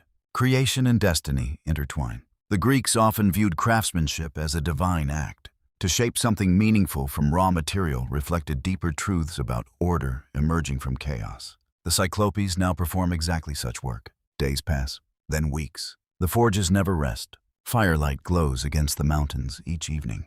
The stars watch silently overhead, and slowly, 3 remarkable gifts begin taking shape. The first belongs to Zeus. The Cyclopes present it beneath a sky crowded with stars. The object appears simple at first glance, a weapon of light, a weapon of storm, the thunderbolt. As Zeus accepts it, distant thunder echoes across the horizon. The timing feels almost symbolic, perhaps intentional, perhaps coincidence. The Greeks often left room for both possibilities. The thunderbolt represents more than destruction. It symbolizes authority, decision, the power to act. Lightning descends from heaven to earth in a single instant. Direct, unavoidable. The gift seems perfectly suited to its bearer when Zeus lifts it. The air itself appears charged. The connection feels natural, as though storm and god have finally recognized one another. The second gift belongs to Poseidon, a trident, elegant, powerful. Its 3 points gleam beneath moonlight. The sea god studies it carefully, almost reverently. The trident reflects his nature. The sea can nourish. The sea can destroy. The sea can connect distant lands. The sea can separate them. All these qualities reside within the weapon when Poseidon grips it. Waves crash against distant shores. The sound echoes across the night. A response, a greeting, a recognition. The third gift belongs to Hades, perhaps the most mysterious of all. A helm, dark and unremarkable in appearance, yet ancient power surrounds it. The helm of invisibility, the ability to move unseen, to pass unnoticed, to conceal oneself from enemies. The symbolism fascinates many scholars. Unlike thunder or waves, hidden things possess their own form of power. The Greeks understood this. Not every strength announces itself loudly. Some operate quietly, patiently, effectively. Hades accepts the gift with characteristic calm. Yet even he seems aware of its significance. The future has drawn one step closer. The weapons are not merely tools. They are symbols of identity, symbols of destiny, symbols of the roles these gods will eventually play within the cosmos. That evening, a feast takes place beneath open skies. Sacred fires burn brightly. The scent of roasted food fills the air. Laughter mingles with conversation. For the first time in many years, genuine optimism spreads among the allies. Victory feels possible, not certain, but possible. The distinction matters. Greek mythology rarely guarantees success. Hope remains meaningful precisely because outcomes remain uncertain. As the feast continues, the 100-handed ones share stories of their imprisonment, fragments of memory, fragments of suffering, fragments of endurance. The younger gods listen carefully. The stories reveal an important lesson. Time changes many things, but not everything. Patience can survive darkness. Hope can survive isolation. The Greeks often found dignity in endurance. The ability to persist through hardship carried deep moral significance. Late that night, Zeus walks alone beyond the celebration. You accompany him beneath the stars. The thunderbolt rests in his hand, far away. Lightning flickers above the sea. The sight feels familiar now, comforting even, as he watches the horizon. Another eagle appears, the same recurring symbol. The bird circles once above him, then disappears into the darkness. The omen feels clear. The dream of Rhea, the hidden child, the mountain cave, the liberation of the imprisoned gods. Every thread connects. Every step has led here. Yet another question remains. Will these gifts be enough? Will allies and weapons overcome the power of Cronus? No one knows. Not yet. The mystery remains. And somewhere beyond the horizon, the armies of the Titans are already gathering. The age of preparation is ending. The age of war approaches. The first battles begin beneath darkened skies. No single trumpet announces the war. No messenger carries a formal declaration across the world. Instead, the conflict unfolds gradually, like a storm spreading across distant horizons, like cracks appearing within ancient stone. The Greeks called this struggle the Titanomachy, the war between the Titans and the younger gods, a conflict so vast that later generations struggled to imagine its scale. As dawn rises over mountains and seas, you stand beside Zeus and his allies upon a high ridge. The wind moves steadily through the grass, far below.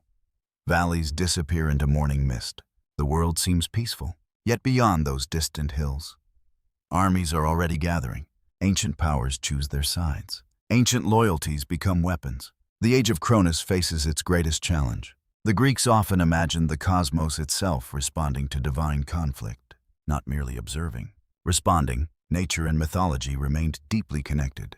When gods clashed, mountains trembled, seas churned, storms gathered. The world reflected the struggle unfolding within it.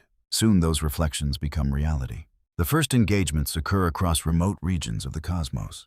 Titan against Titan, god against god. Allegiances once hidden now emerge openly. Some stand with Cronus out of loyalty, some out of conviction. Others simply fear the uncertainty of change. The motivations vary.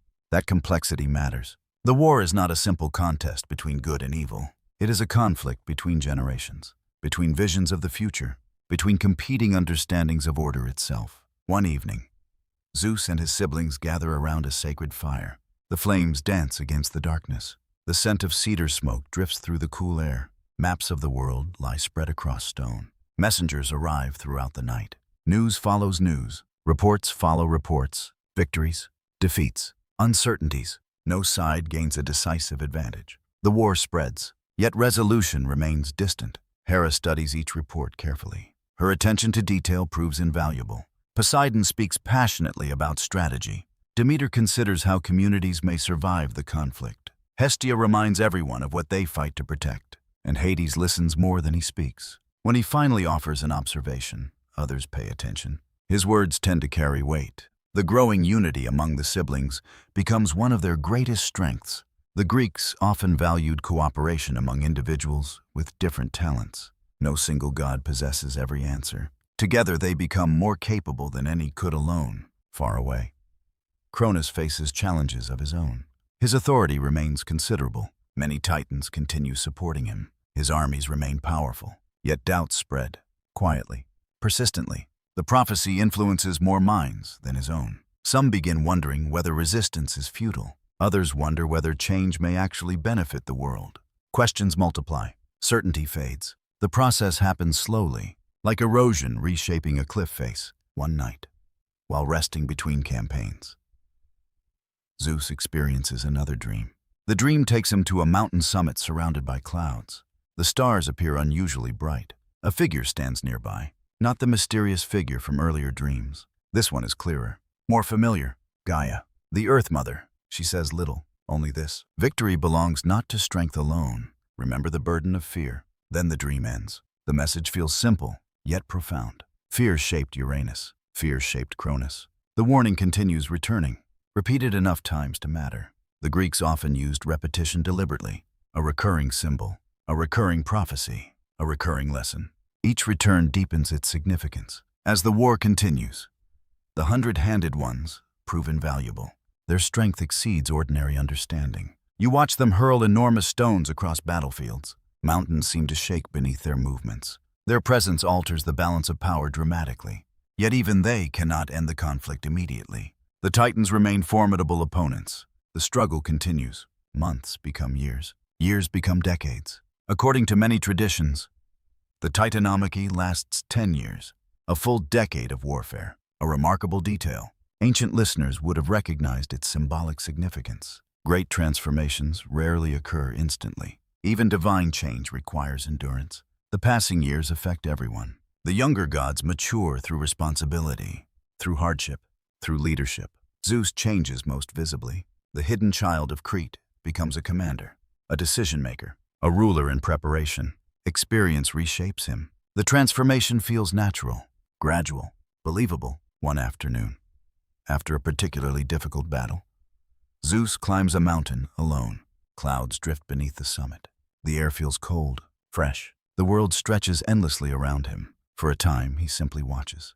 The sea, the forests, the distant horizon. The beauty of creation remains astonishing, even during war, perhaps especially during war. Moments like these remind him what remains worth protecting. The Greeks often placed reflective scenes amid conflict, not merely for contrast, for meaning. Action without reflection becomes empty. Reflection gives action purpose. As twilight approaches, an unusual sign appears. The clouds part unexpectedly. A shaft of golden light illuminates a distant peak. The effect lasts only moments, yet the sight feels significant, an omen, or perhaps a reminder. Ancient audiences often interpreted sudden natural beauty as evidence of divine favor. Another interpretation survives as well. Some believed such signs reflected the harmony hidden beneath temporary chaos. The meaning remains open. The image remains memorable. Meanwhile, deep within the camp of Cronus, troubling conversations continue. The king grows increasingly isolated. Not abandoned, not yet, but isolated. Fear narrows his circle of trust. The pattern repeats once more, exactly as Gaia warned, exactly as history suggested. The Greeks often portrayed fear as self-destructive. The more tightly one grasps control, the more difficult genuine loyalty becomes. Cronus experiences that lesson firsthand. Back upon the battlefield, the younger gods continue pressing forward. The thunderbolt proves devastating. The trident reshapes seas and rivers. The helm of invisibility allows movements impossible for enemies to predict. The gifts of the Cyclopes reveal their worth. Yet despite every advantage, final victory remains elusive. The war has entered a difficult stage. Too advanced for easy retreat. Too balanced for quick resolution. The tension feels immense, and through it all, the prophecy continues unfolding. Patiently, inevitably, the stars wheel overhead. The seasons continue changing. The world endures. And somewhere within the heart of every participant lingers the same question. How will this end? No one yet knows. But the answer grows closer with each passing day. 10 long years have passed. 10 years of storms. 10 years of battles. 10 years of watching mountains tremble beneath divine conflict. The world bears the marks of the struggle. Cliffs stand broken where once they stood whole. Valleys have changed shape. Rivers have found new paths to the sea. Even the stars seem different somehow, as though they too have witnessed the passing of an age. You stand beside Zeus upon a ridge overlooking the battlefield. Dawn approaches. The horizon glows with pale gold. Mist drifts through the lowlands below. The air feels strangely calm. Too calm. The sort of silence that often arrives before great turning points. The Greeks frequently described history in cycles. A beginning, a rise, a climax, a transformation. The Titanomachy has reached that final stage. Something is about to end. Something else is about to begin.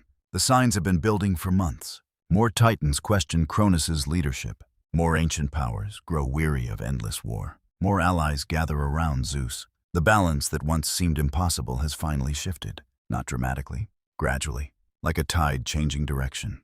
Yet tides reshape entire coastlines. That morning, Zeus calls together his closest allies. The gathering takes place beneath a sky filled with fast-moving clouds. The wind pulls at cloaks and banners. Sacred fires burn low nearby. The atmosphere feels serious, focused. The time has come for a final effort. No one says it directly. No one needs to. Everyone understands. The long conflict cannot continue forever. The world itself seems exhausted. The Greeks often imagined the cosmos seeking balance. War represented disruption, a temporary condition. Eventually, harmony demanded restoration. Whether that restoration favored Titans or Olympians remained the question. Now the answer approaches. The 100-handed ones prepare first. Their immense forms move across the landscape like living mountains. Each carries enough strength to alter the course of battle. The Cyclopes stand nearby, watching silently. The weapons they forged have already shaped the war. Soon they will help shape its conclusion. As the armies gather, dark clouds spread across the heavens. Thunder echoes from horizon to horizon. The sound rolls through valleys and across open plains. Many later storytellers imagined the universe itself responding to the coming confrontation. Perhaps the storms reflected Zeus. Perhaps they reflected destiny. Perhaps they reflected both. The distinction hardly matters. The effect remains unforgettable. Across the field, the forces of Cronus assemble. Titan stands beside Titan. Ancient powers fill the landscape. The sight inspires awe, even after years of conflict. The Titans remain magnificent, powerful, ancient, worthy opponents. The Greeks rarely diminished defeated enemies. Great victories required great adversaries. Without them, triumph lost meaning. Cronus stands among his followers, older now, more burdened. The years of war have changed him. Fear still surrounds him. Yet another emotion appears as well: resignation. Perhaps some part of him finally understands. The prophecy is no longer approaching. It has arrived. Still, he refuses surrender. The struggle must run its course. The armies advance. The final battle begins. Thunder crashes overhead. Lightning illuminates the darkened sky. Rain sweeps across portions of the battlefield. The world becomes motion and sound. You hear the roar of combat, the crash of stone, the howl of wind, the echoes of ancient powers colliding. The scale feels almost impossible to comprehend. The hundred-handed ones hurl enormous boulders. The Titans answer with equal force. Mountains shake. Forests bend. The earth itself seems alive with energy. And through it all moves Zeus. The thunderbolt flashes from his hand. Brilliant, sudden, like concentrated sunlight tearing through storm clouds. Each strike lights the battlefield for an instant. The Greeks often associated lightning with decisive action, with judgment, with the sudden arrival of clarity. The symbolism fits perfectly. Nearby, Poseidon wields his trident. The seas answer. Waves crash against distant shores with unusual violence. Water surges through valleys. The boundaries between land and sea seem uncertain. Meanwhile, Hades moves unseen. The helm of invisibility conceals him from enemies. Quiet actions shape outcomes as effectively as dramatic ones. The lesson appears throughout Greek mythology. Not every victory belongs to those who attract attention. Hours pass, or perhaps only moments. Time behaves strangely during great events. Eventually, a turning point arrives. The hundred-handed ones unleash their full strength. Stone after stone rains upon the Titan forces. The assault feels relentless, overwhelming. The balance finally breaks. For the first time, the armies of Cronus begin falling back. The shift spreads quickly, like a crack racing through ice. The Greeks often describe decisive moments this way: long preparation, long uncertainty, then sudden change. A decade of conflict approaches resolution. The Titans understand. Many continue fighting bravely. Others withdraw. Some simply lower their weapons. The age they defended is ending. Resistance cannot alter that reality. High above the battlefield, lightning illuminates the clouds once more, for a brief instant. The scene resembles a living painting. Ancient powers, storm dark skies, a universe changing direction. Then the moment passes. The fighting fades. The outcome becomes clear. Zeus has won. The Olympians have won. The prophecy has been fulfilled, just as Uranus foretold, just as fear always feared. Cronus stands defeated. The ruler who overthrew his father has been overthrown in turn. The cycle completes itself. The Greeks found profound meaning in this pattern. Power passes. Generations change. Nothing remains fixed forever. Even divine kings cannot escape time and destiny. The defeated Titans face judgment. Some traditions describe imprisonment within Tartarus, a deep realm beneath the earth, a place of confinement far below ordinary existence. Others preserve variations, yet most agree on the central outcome. The old order has fallen. The new order begins. As evening arrives, the battlefield grows quiet. The storm finally begins to pass. Clouds drift apart. Stars emerge overhead, one by one. The same stars that watched Uranus, the same stars that watched Cronus. Now they watch Zeus. The continuity feels important. Rulers change. The cosmos endures. Late that night, after the celebrations have ended, Zeus walks alone beneath the stars. You accompany him across a silent hillside. The air smells fresh after rain. The world feels peaceful for the first time in many years. Victory surrounds him, yet his thoughts seem distant, reflective. Perhaps he remembers Gaia's warning. Perhaps he remembers the fear that shaped previous rulers. Perhaps he wonders what kind of king he will become. The question remains unanswered. For now, the Titans have fallen. The war is over, but ruling proves different from winning. And another chapter is about to begin. The morning after victory arrives quietly. No trumpets sound across the heavens. No great proclamation echoes through the mountains. Instead, dawn spreads gently across a world exhausted by war. Golden light touches wet grass. Mist rises from river valleys. The scent of rain lingers in the air. For the first time in 10 years. Silence feels natural again. You walk beside Zeus as he gazes across the landscape. The battlefields already seem distant. The storms have passed. The Titans have fallen. Yet another challenge now stands before him. Winning a kingdom and governing a kingdom are not the same thing. The Greeks understood this well. Many stories celebrated warriors.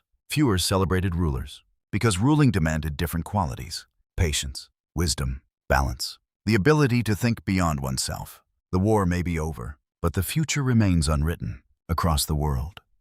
Life begins returning to familiar rhythms. Birds once again fill forests with song. Ships move across calm waters. Sacred fires burn peacefully within temples and shrines. The cosmos seems eager for stability after so much upheaval. Creation longs for order. Yet order requires decisions. Important decisions. The greatest concerns the structure of the universe itself. The old hierarchy has collapsed. The reign of Cronus has ended.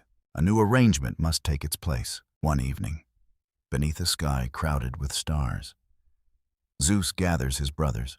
The meeting takes place upon a high plateau overlooking sea and mountain alike. The setting feels symbolic, a place between worlds, a place from which much of creation can be seen. Sacred fires burn nearby. Their warm light dances across stone. Cool winds move steadily through the darkness. The atmosphere remains calm. Yet beneath the calm lies significance. The future of the cosmos will be shaped here. Poseidon arrives first. The scent of salt seems almost to follow him. The sea remains central to his nature, even now, even before his domain is formally defined. Soon Hades joins them, silent as ever, thoughtful. His presence carries a certain stillness, a sense of depth difficult to explain. The three brothers stand together beneath the stars. The hidden child, the sea god, the mysterious wanderer, all sons of Cronus, all survivors of prophecy, all victors in war. Yet now comes the difficult question: how should power be shared? The Greeks often explored conflicts arising after victory. Many believe the true test of character began once struggle ended. Anyone might behave nobly during hardship. Prosperity revealed deeper truths. For a time, the brothers simply talk. No arguments, no accusations, only discussion. The world has suffered enough from fear, enough from rivalry, enough from rulers clinging desperately to control. None wish to repeat those mistakes. Eventually they agree upon a solution, a division of realms, not through conquest, not through force, through chance, through sacred lots. The method feels important. It removes personal ambition from the decision, or at least reduces it. The Greeks frequently trusted lot casting in both mythology and civic life. Chance sometimes appeared fairer than preference, more impartial, more acceptable. The lots are prepared.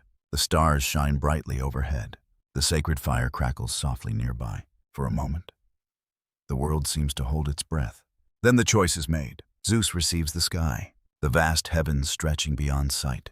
Clouds, storms, stars, the realm once ruled by Uranus. The symbolism feels profound. The grandson now inherits what the grandfather once possessed.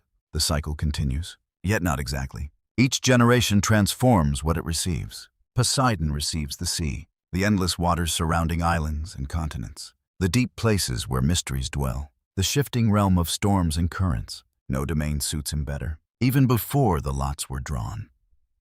The sea already seemed to recognize him. Hades receives the underworld, the hidden kingdom beneath the earth, a realm often misunderstood by later generations. Not a place of punishment alone, not a realm of evil, simply the destination awaiting mortal souls, the final home of memory, the final home of mortality. The Greeks viewed death with complexity, fear, respect, acceptance, all at once. Hades becomes guardian of that mystery. The earth itself remains shared, open to all: mountains, forests, rivers, fields. The surface world belongs to no single brother.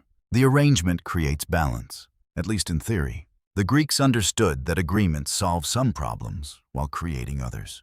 Even fair divisions carry hidden challenges. Yet for now, harmony prevails. The cosmos possesses structure once more. As the gathering concludes, a strange event occurs. An eagle appears overhead. The familiar symbol returns. The great bird circles slowly above the plateau. Moonlight glimmers across its wings. For several moments, it remains visible. Then it disappears into the darkness. The omen feels familiar now, almost comforting. a reminder that the path from Crete has led exactly here. The dream of Rhea, the hidden child, the prophecy, the war, everything connects. And yet another mystery remains. The eagle always appears, but what truly sends it? Fate, the heavens, the imagination of ancient storytellers. The answer remains uncertain. Perhaps that uncertainty is part of its power. Later that night, Zeus remains awake long after the others depart. You sit beside him near the fading fire. The stars seem especially bright. The sky stretches endlessly overhead. Now it belongs to him, or perhaps he belongs to it. The distinction matters. The Greeks often viewed kingship as responsibility rather than ownership. A ruler served a realm as much as a realm served a ruler. The lesson feels particularly important now. Zeus has achieved everything the prophecy promised. Victory, authority, power. Yet Gaia's warning continues echoing through memory. Fear makes rulers dangerous. The thought returns again and again, like a quiet voice carried upon the wind. Soon another dream arrives. Not dramatic, not frightening, simply strange. Zeus sees a mountain rising above clouds. Its summit gleams with white stone. Marble halls shine beneath sunlight. Voices echo through vast chambers. Laughter, conversation, music. A home when he awakens. Dawn has just begun. The dream lingers. The image feels meaningful. Somewhere there is a place waiting. A mountain, a palace, a center for the new age. The dream offers no name, no explanation, only possibility. The Greeks often allowed dreams to guide journeys before revealing their destinations. This dream feels exactly like that. The war has ended. The universe has been divided. The new rulers have taken their places, yet their true home remains ahead, far above the clouds, hidden among mountain peaks, waiting for the Olympian gods. The dream remains with Zeus long after sunrise. A mountain above the clouds, marble halls shining in the light, voices echoing through vast chambers, a place that feels both familiar and unknown. As you walk beside him beneath the morning sky, the image refuses to fade. Some dreams vanish quickly, others linger. The Greeks often believed that such dreams carried meaning, not always prophecy, not always divine instruction. Sometimes they simply revealed a path waiting to be discovered. This dream feels like one of those. The war is over. The cosmos has been divided. Yet the new rulers of creation still lack a true center, a place from which the next age may begin. And somewhere beyond forests, valleys, and seas, that place waits. News travels quickly among the gods. Soon the siblings gather once more. Poseidon arrives from the coast, bringing stories of calm waters and returning trade routes. Demeter speaks of fertile fields recovering after years of conflict. Hestia describes sacred fires burning peacefully again across the land. Even Hades leaves his hidden realm briefly to attend. The atmosphere feels different now. Lighter, not free of responsibility, but no longer burdened by war. Together they discuss the future. Where should the new order be established? How should the gods govern their realms? How can stability endure? The questions matter. The Greeks often cared as much about order after conflict as conflict itself. Victory without wisdom achieved little. One evening, as sunset colors the western sky, another visitor arrives. Themis, the Titan goddess of divine order. Her presence feels appropriate, perhaps even necessary. After all, few understand balance better than she does. The gathering takes place beside a mountain spring. The water reflects fading sunlight.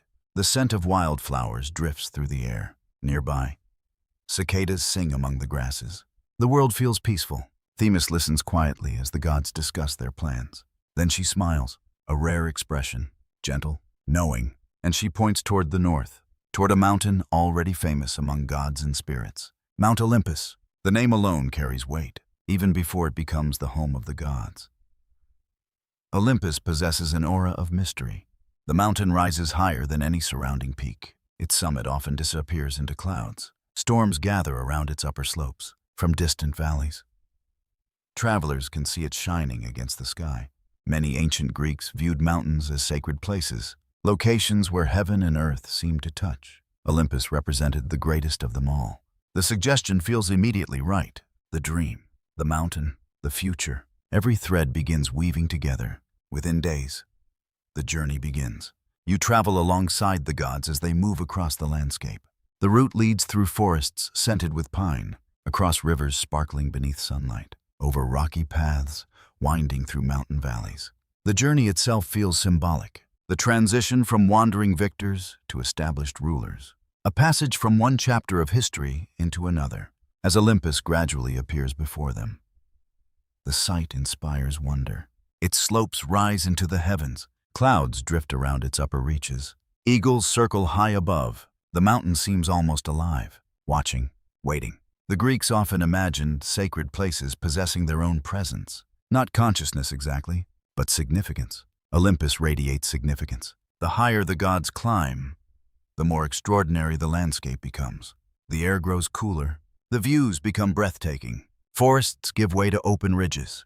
The sea glimmers far below. The world stretches endlessly in every direction. At last they reach the summit, or what passes for a summit. The peak exists partly within cloud and sunlight, partly within imagination. Olympus is not merely a physical location. It is a mythological one, a place where ordinary geography blends with divine possibility. Ancient audiences understood this instinctively. The mountain belonged to both earth and myth. There, upon the heights, construction begins, not through ordinary labor, not through years of effort. The myths describe something more wondrous. Divine halls rise amid sunlight and cloud. Marble gleams beneath the sky. Golden columns reflect the light of dawn. Courtyards open toward endless horizons. Gardens bloom with impossible beauty. Fountains sparkle beside pathways of polished stone. The details vary across traditions. Some storytellers emphasize grandeur. Others emphasize harmony. Yet all agree upon one thing. Olympus becomes magnificent. The home of the gods reflects their new status. You wander through these halls beside the newly established Olympians. The sound of flowing water echoes softly. The scent of laurel and olive trees drifts through open courtyards. Sunlight fills every chamber. Nothing feels oppressive. Nothing feels hidden. Unlike the dark halls of imprisonment, unlike the battlefields of war, Olympus symbolizes openness, possibility, renewal. One evening, as the first feast is held within the new palace, laughter fills the halls. Music echoes from distant chambers. The atmosphere feels warm, welcoming. The younger gods finally have a home. The Greeks often imagined divine feasts as reflections of ideal community, not perfection, harmony, a place where the different personalities could gather beneath a shared purpose. Olympus begins embodying that ideal. Yet mythology rarely allows complete certainty, even during celebration, even during peace. As the feast continues, an unusual event occurs. A cloud drifts unexpectedly through an open courtyard. The cloud itself is ordinary. What emerges from it is not. For a brief moment, the shape resembles a giant figure, ancient, shadowed, titanic. Then it dissolves, gone almost immediately. Several gods notice, others do not. The meaning remains unclear. A memory of the old age, a warning from fate, a trick of light and cloud. Ancient storytellers never entirely agree. The mystery remains, and perhaps that is enough. The past has not vanished completely. It never does.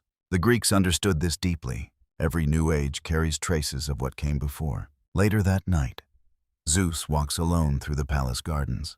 You accompany him beneath a sky crowded with stars. The air feels cool. The scent of flowers drifts through the darkness. Below, the world stretches toward distant horizons. Forests, rivers, cities yet unborn. The responsibility feels immense. For a time he remains silent. Then he gazes upward. The stars shine where Uranus once ruled. The heavens now belong to him. Yet ownership is not what occupies his thoughts. Responsibility is. The lesson of fear continues lingering within memory. The warning of Gaia, the wisdom of Themis, the fate of Cronus, all remain present. Olympus stands completed. The new age has begun, but ruling wisely will require more than victory. And soon another relationship will begin shaping the future of the mountain itself. A relationship destined to influence Olympus for ages. The story of Zeus and Hera. The first years upon Olympus pass like a gentle season. The scars of war begin to fade. Sacred fires burn steadily in marble hall. The fountains of Olympus sing their endless songs. Golden sunlight washes across terraces overlooking the world below. You wander through these high places beneath cloudless skies. The mountain feels alive with possibility. A new order has taken root. The Olympian gods govern their realms. The seas answer Poseidon. Harvests flourish beneath Demeter's care. Hestia tends the sacred hearth. Hades oversees the hidden kingdom below. And Zeus rules the heavens. Outwardly, harmony prevails. Yet mythology often reminds us that even peaceful ages contain complexities. The greatest challenges do not always emerge from battlefields. Sometimes they emerge from relationships, from love, from loyalty, from expectations. The story of Hera begins shaping Olympus in exactly that way. You first notice her moving through the halls of the mountain, confident, thoughtful, observant, among the Olympians. Hera possesses a unique presence. Others command storms, others command seas, others command mysteries. Hera commands attention, not through force, through dignity. The Greeks often associated her with queenship, marriage, commitment, the structure of family itself. These themes would define her for generations. Yet at this moment, the future remains unwritten. Olympus is still young. Its traditions are still forming. Its relationships are still evolving. The connection between Zeus and Hera grows gradually. Ancient traditions tell many different versions of their courtship. Some are romantic, some are symbolic. Some reflect local customs preserved by individual cities and sanctuaries. Historians continue debating how these various stories developed over time. The surviving traditions often reveal as much about Greek culture as they do about the gods themselves. What remains consistent is the importance of the relationship. The ruler of heaven and the future queen of Olympus become central figures within the divine world. One evening, you find yourself walking through the gardens of Olympus. The sun has begun sinking toward the western horizon. The sky glows with shades of gold and rose. The scent of blooming flowers drifts through the warm air. Nearby, Zeus and Hera speak quietly beside a fountain. The conversation itself remains unrecorded. The myths rarely preserve such details, yet the image feels meaningful. Two powerful figures standing at the beginning of something important. The Greeks often treated marriage as more than a personal bond. It represented social order, continuity, the joining of households and destinies. Through Hera, those values enter the heart of Olympus itself. As time passes, the relationship deepens. The mountain becomes not only a center of power, but also a center of family, at least in theory. The reality proves more complicated, as realities often do. One night, Hera experiences a dream. She stands within a vast hall filled with stars. The ceiling stretches endlessly overhead. Constellations move slowly across the darkness. At the center of the hall burns a single flame, bright, steady, unwavering. Then a wind begins to rise. The flame flickers, bends, almost goes out, yet somehow remains lit. When Hera awakens, dawn has not yet arrived. The dream stays with her. The image feels symbolic. But of what? Strength, endurance, marriage, the future. The answer remains uncertain. Ancient audiences would have recognized such ambiguity immediately. Dreams often revealed truths without explaining them. Meaning emerged gradually, like dawn spreading across a landscape. As the years continue, Olympus grows busier. New gods arrive. New responsibilities emerge. The divine court expands. Festivals begin. Councils convene. Sacred traditions take shape. The mountain increasingly resembles the center of a living civilization. The Greeks imagined Olympus not merely as a palace, but as a reflection of their ideal society, ordered, structured, connected through relationships. And at the center of that structure stand Zeus and Hera. Their partnership becomes symbolic. The king and queen of heaven, the rulers of the divine household. The image carries tremendous cultural significance. Many Greek marriages were blessed in Hera's name. Many sanctuaries honored her as protector of unions. The mythology and the religious practice reinforced one another. Yet mythology rarely remains simple. Even symbols of order contain tensions. One afternoon, while walking alone through a marble courtyard, Hera encounters an unusual omen. A peacock appears, magnificent. Its feathers shimmer with colors almost impossible to describe. The bird moves gracefully through the sunlight before vanishing among the gardens. The sight feels strangely important. Later traditions would closely associate Hera with peacocks. Some researchers believe these connections emerged gradually through regional worship practices. Others suggest older symbolic roots. Whatever the origin, the image remains memorable. Beauty, pride, majesty, all reflected within a single creature. As the seasons pass, Zeus increasingly faces the responsibilities of kingship. Petitions arrive from gods and spirits. Disputes require judgment. The heavens demand attention. The world below continues changing. Power brings obligations. The Greeks understood this deeply. Ruling well required constant effort. The throne of heaven offered prestige. It also offered burdens. Sometimes, late at night, Zeus leaves the halls of Olympus and walks alone beneath the stars. You accompany him through quiet gardens and silent courtyards. The air feels cool, Clouds drift far below the mountain. The world sleeps beneath him. During one such walk, another eagle appears, the familiar symbol, the recurring companion of prophecy. The bird lands briefly upon a nearby column. Moonlight gleams across its feathers. Then it lifts into the night sky once more. The sight brings memories rushing back. Crete, the cave, the dreams, the war, the long path that led here. The eagle has followed each stage of the journey. Yet another question remains. Why does it continue appearing? The answer never arrives. Not directly. Some mysteries remain strongest when left partially unexplained. The Greeks understood this. Not every sign required interpretation. Sometimes a symbol simply reminded listeners that destiny still moved through the world. As dawn approaches, Zeus gazes across the heavens. The stars slowly fade. The first light of morning touches Olympus. Peace reigns. The mountain thrives. The throne stands secure, yet far below the earth. Deep within the shadows of Tartarus, ancient figures continue watching. Ancient figures continue remembering. The Titans may be defeated, but memory survives. And among those memories rests one final warning. A warning soon to rise from the depths. A warning that even Zeus cannot afford to ignore. Far beneath the roots of mountains, far beneath rivers, forests, and seas, far beneath even the deepest places known to mortals, lies Tartarus, the ancient prison of the defeated Titans. The Greeks imagined this realm as unimaginably distant, a place separated from the familiar world by layers of darkness and mystery. Some poets described it as deeper below the earth than the heavens stood above it. Others offered different images. All agreed on one thing. Tartarus belonged to another order of existence, a place where ancient powers endured beyond the reach of ordinary life. You descend there now in imagination. The air feels cold, still, heavy. No birds sing, no wind stirs. The silence seems eternal, and within that silence remain the Titans. The great conflict has ended. The age of Cronus has passed, yet memory remains. Memory always remains. The Greeks often treated memory as one of the most powerful forces in existence. Entire civilizations depended upon it. Entire identities depended upon it. The Titans remember everything. The rise of Uranus, the rebellion of Cronus, the Golden Age, the war, the fall. Time continues moving, but memory endures. One evening upon Olympus, Zeus stands upon a balcony overlooking the world below. The sky glows with the colors of sunset, gold, crimson, violet.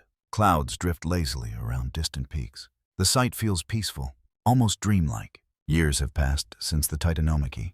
The world prospers. Harvests flourish. Seas remain open. The heavens follow their rhythms. Everything appears stable. Yet beneath that stability, a quiet unease has begun to emerge.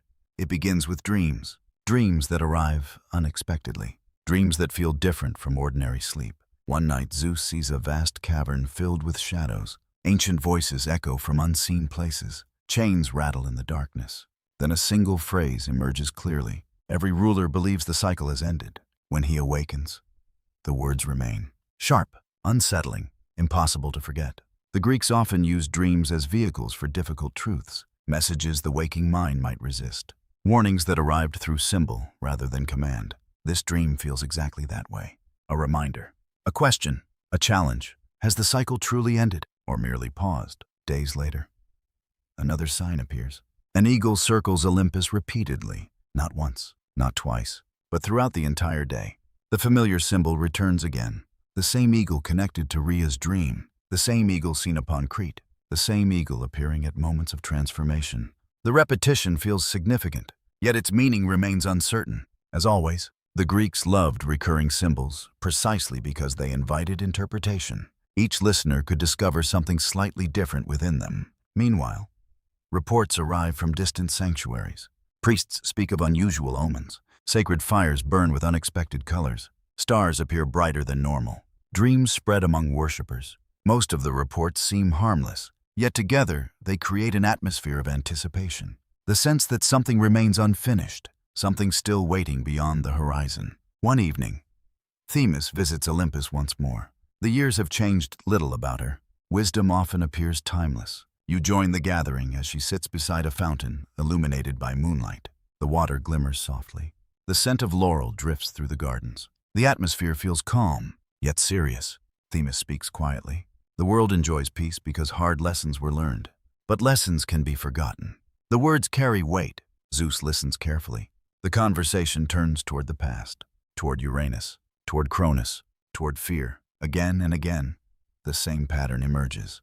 Fear creates cruelty. Cruelty creates rebellion. Rebellion creates change. The cycle repeats. The Greeks often built their myths around such recurring patterns, not because history literally repeats itself, but because human nature often does. The lesson feels deeply important, especially for a king, especially for the ruler of heaven. Later that night, Zeus decides upon something unusual, a journey, not to wage war, not to confront an enemy, to seek understanding, accompanied only by a few trusted companions.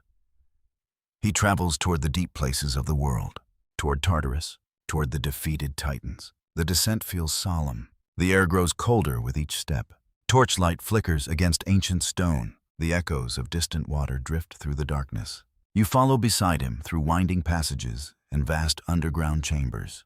Eventually they arrive. The Titans remain, changed, quiet, no longer rulers, no longer conquerors, simply ancient beings enduring the consequences of history. Among them stands Cronus, the former king, the father who feared prophecy, the ruler who lost everything trying to preserve power. The meeting unfolds without anger, without violence. Time has softened many wounds, not all, but many, for a long while. Neither father nor son speaks.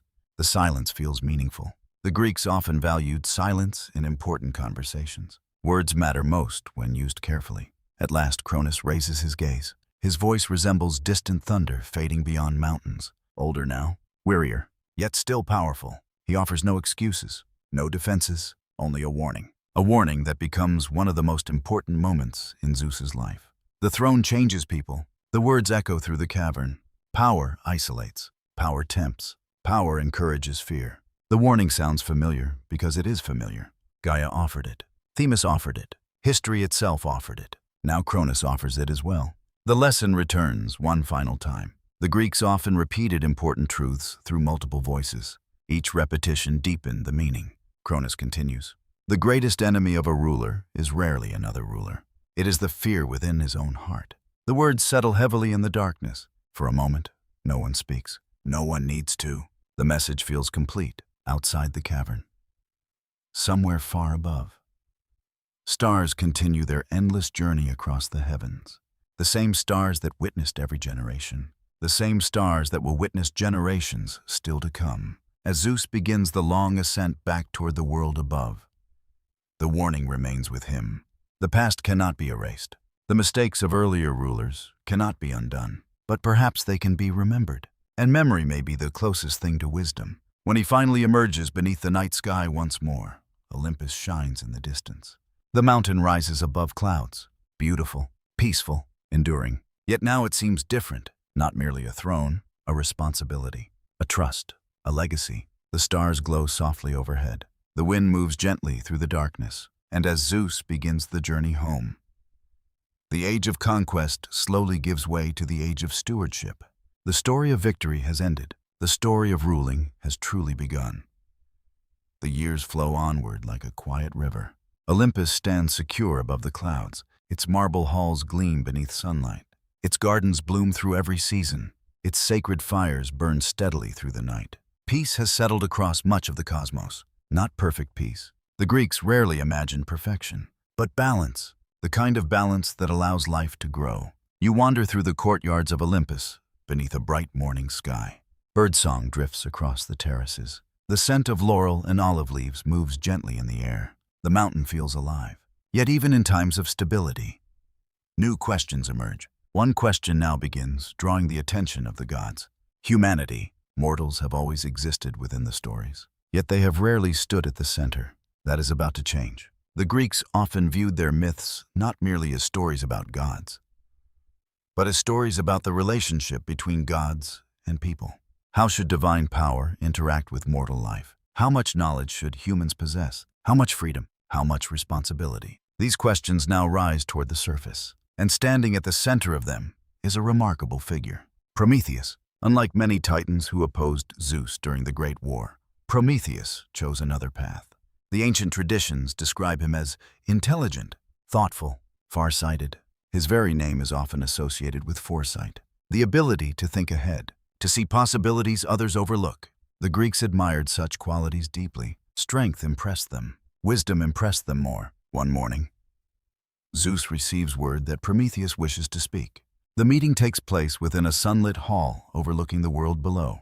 Clouds drift lazily beyond open columns. The atmosphere feels calm, respectful. Prometheus enters without fear, yet without arrogance. He possesses the quiet confidence of someone comfortable with his own mind.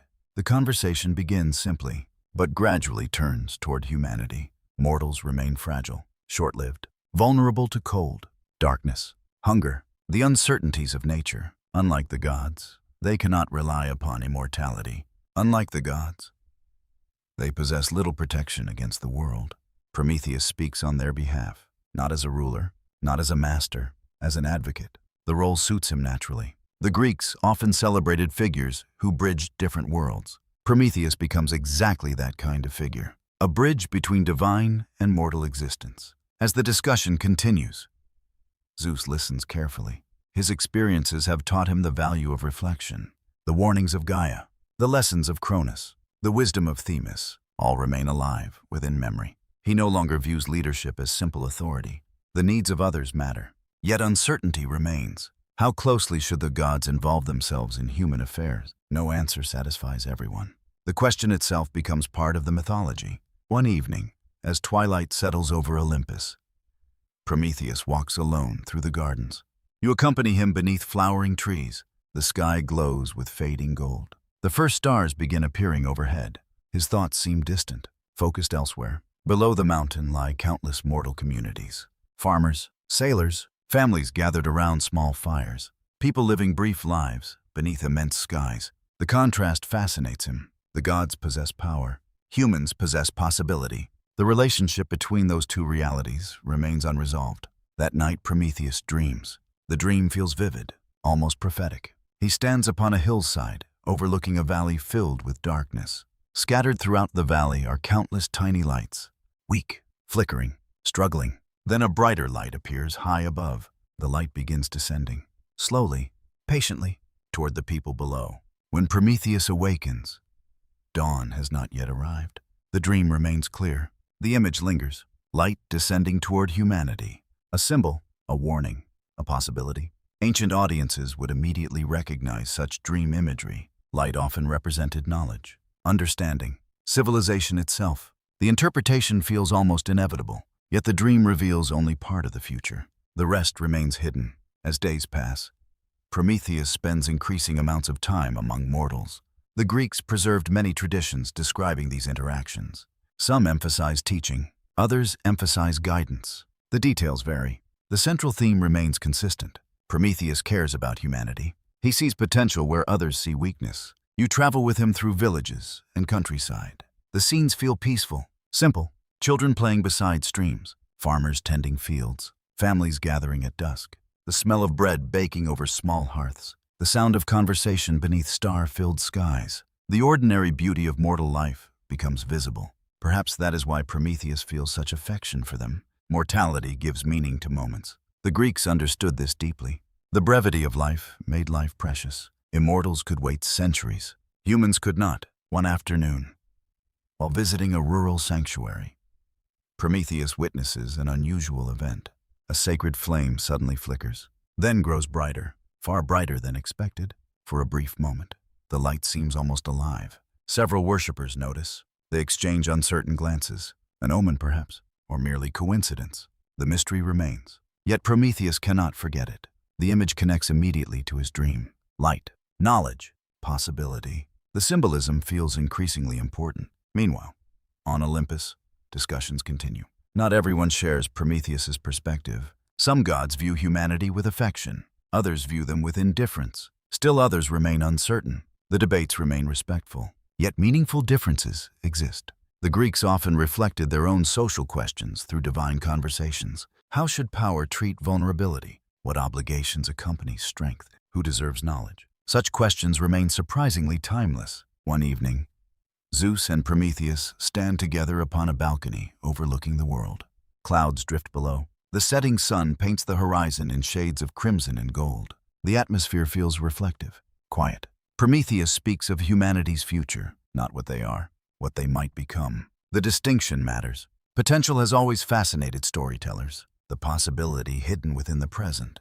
The future concealed within ordinary beginnings. Zeus listens, thoughtfully, yet says little. Some decisions require time. The conversation ends without resolution, but not without significance. Later that night, as stars fill the heavens, another eagle appears above Olympus.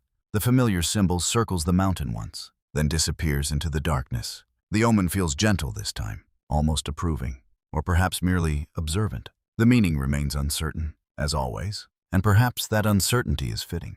The future itself remains uncertain. Humanity stands at the edge of transformation. Prometheus senses it. The gods sense it. Even the dreams and omens seem to sense it. Something approaches. Something connected to light. Something connected to knowledge. Something that will forever alter the relationship between gods and mortals. The story is already moving toward that moment. Though neither Olympus nor the world below fully understands it yet, night settles gently across the world. The stars emerge one by one above forests, rivers, and distant coastlines. Small villages grow quiet. Families gather around modest hearths. The scent of wood smoke drifts through cool evening air. You wander among these mortal communities beside Prometheus. Everywhere you look, the same pattern appears. People endure. People survive. People hope. Yet survival remains difficult. Darkness arrives each evening and limits what can be done. Cold seasons bring hardship. Knowledge passes slowly from generation to generation. Humanity possesses potential. But potential alone is not enough. Prometheus feels this deeply. The dream of descending light continues returning to him.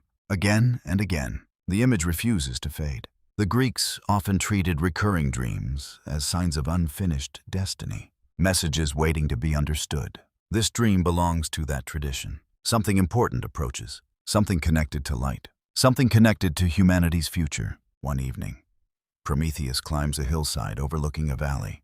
The moon hangs low above the horizon. Silver light washes across fields and forests. The atmosphere feels peaceful, reflective. Below him, small fires flicker in scattered homes. Tiny islands of warmth surrounded by darkness. The sight moves him. Mortals live brief lives. They struggle. They fail. They begin again. Unlike the gods, they cannot rely upon endless time. Every year matters. Every season matters. The Greeks often found beauty within that reality. Mortality gave urgency to existence. The temporary became precious precisely because it was temporary. Prometheus watches those distant lights for a long time, and gradually a decision begins taking shape. Meanwhile, Olympus continues its eternal rhythms. The halls glow with golden torchlight. Sacred fountains sing softly within marble courtyards. The gods gather for feasts and councils. The mountain feels secure, almost timeless. Yet even here, questions remain unresolved. How much should humanity receive from the divine? How much knowledge belongs to mortals? How much belongs to gods? Different answers emerge from different voices. The debate reflects something larger. The Greeks often explored the tension between limits and aspiration, between accepting one's place and reaching beyond it.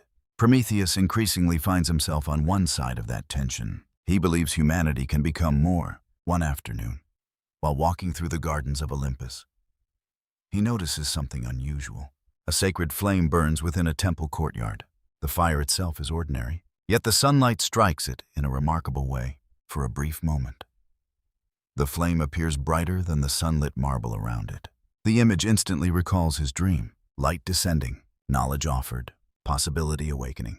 The connection feels undeniable. Ancient audiences would immediately recognize such symbolic moments. The world itself seems to provide answers, not directly, through images, through patterns, through signs. The Greeks loved this style of storytelling because it invited reflection rather than certainty.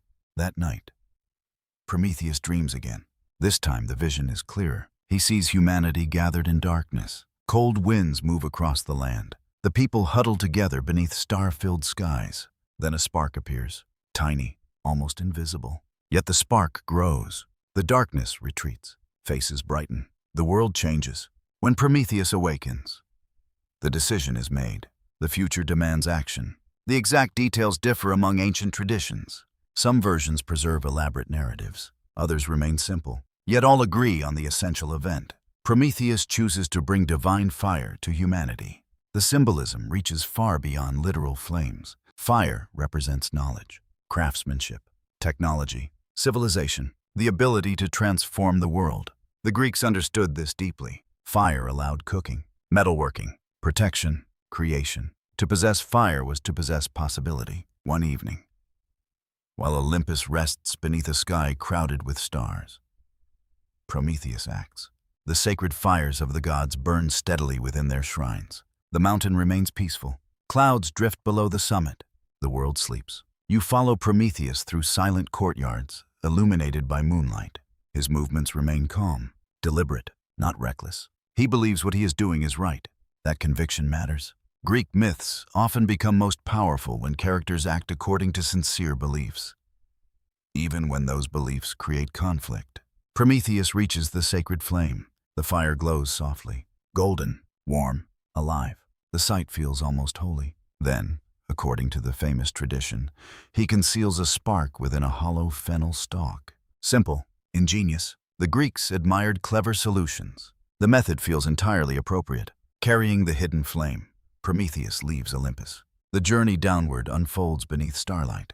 The world below waits unknowingly. The moment feels strangely quiet. No thunder, no dramatic confrontation, only footsteps, moonlight, and a small spark capable of changing history. At dawn, the gift reaches humanity. The first flames appear among mortal communities. The reaction feels almost miraculous. You watch faces illuminated by new light. Children stare with wonder. Families gather around growing fires. The smell of smoke rises into the morning air. Warmth spreads. Darkness retreats. Possibility expands. The Greeks often describe civilization itself through such images. Light overcoming darkness. Knowledge overcoming limitation. The symbolism remains powerful even thousands of years later. The gift changes everything. Cooking becomes easier. Tools become more advanced. Metal begins yielding to human skill. Nights become less intimidating. Stories continue after sunset. Communities grow stronger.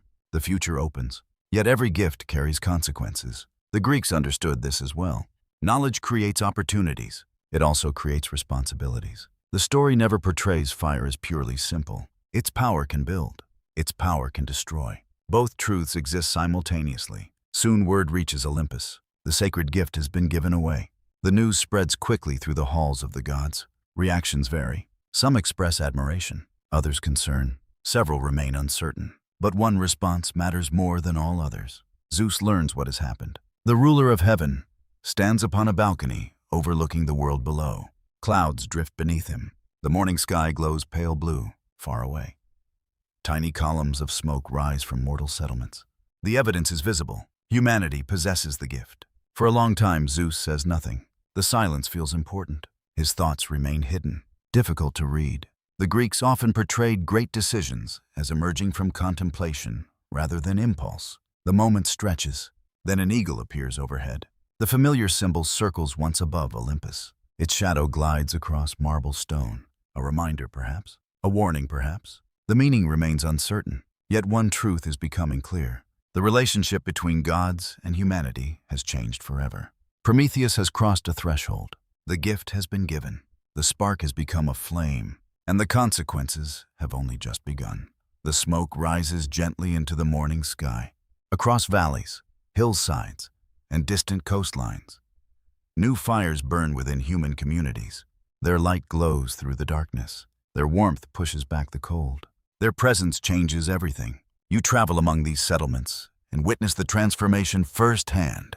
Blacksmiths experiment with heated metal. Potters strengthen their craft through controlled flame. Families gather around hearths long after sunset. Stories continue into the night. Knowledge spreads. Possibility expands. The gift of Prometheus has taken root. And like all powerful gifts, it cannot be taken back. The Greeks often viewed civilization as something fragile, yet extraordinary. A gradual accumulation of skills, wisdom, and traditions.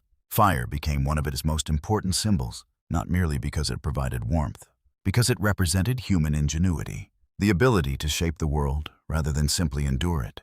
Prometheus understands this, that understanding guides everything he has done. Yet far above, upon Olympus, the reaction remains complicated. The mountain still gleams beneath sunlight. Its marble halls remain beautiful. Its gardens remain peaceful. Outwardly, nothing has changed. Yet beneath that calm surface, tension grows. The gift was not authorized. The boundary between divine and mortal knowledge has shifted. The consequences remain uncertain. One evening, Zeus stands upon a high terrace overlooking the world below. Clouds drift lazily around the mountain. The scent of cedar and laurel fills the air. Far beyond the horizon, the sea reflects fading sunlight. The scene feels peaceful, yet his thoughts are not. The warnings of Gaia return to memory.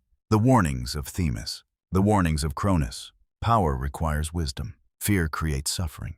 The lessons remain alive within him. And now, another question demands attention. How should a ruler respond when someone acts against his wishes for reasons they believe are noble? The Greeks found such dilemmas fascinating. Simple choices rarely create memorable myths. Complex choices do.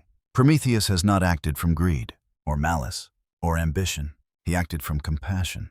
That truth complicates everything. Meanwhile, Prometheus remains surprisingly calm. You find him walking through a forest at twilight. The air smells of pine and damp earth. Birds settle among the branches overhead.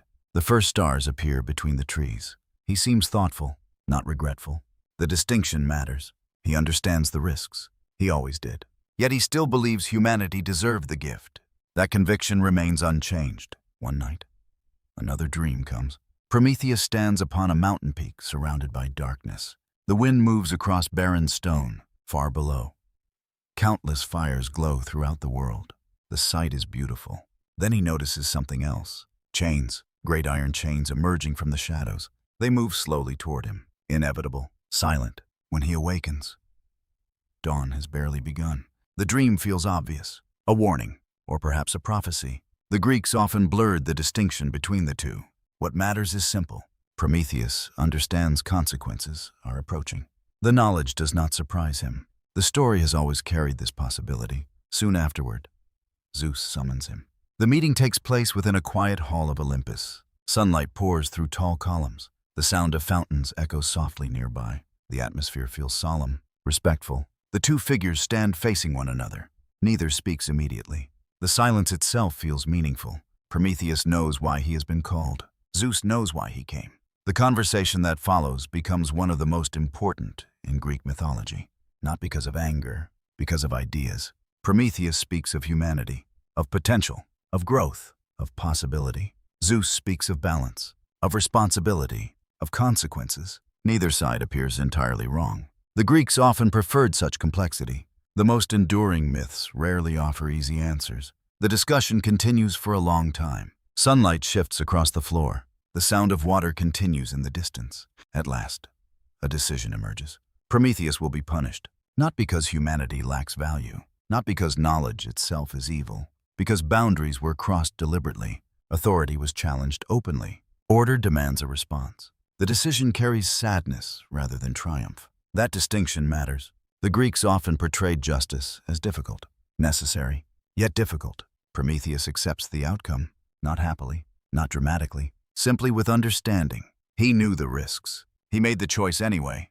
The moment possesses a quiet dignity. Ancient audiences admired such resolve. The willingness to accept consequences for deeply held beliefs. The punishment becomes legendary. Prometheus is taken to a remote mountain. The location varies among traditions. Different storytellers favored different landscapes. Most agree on the essential image, a lonely peak, a place between earth and sky. Wind, stone, isolation. You stand beside him as the journey ends.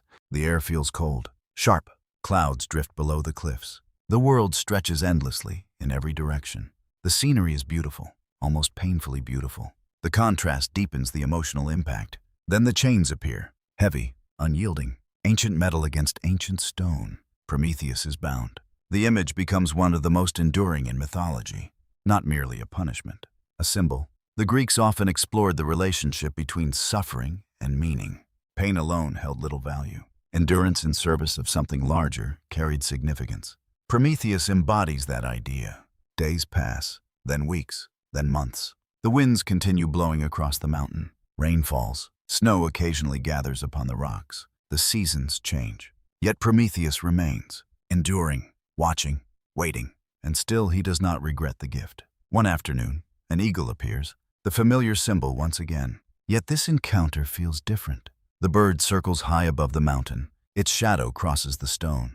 For a moment, Prometheus watches it silently. The sight recalls countless earlier moments: Rhea's dream, the rise of Zeus, the victory over Cronus, the recurring presence of destiny. The eagle has always appeared near turning points. The symbolism remains, though its meaning continues evolving as years pass.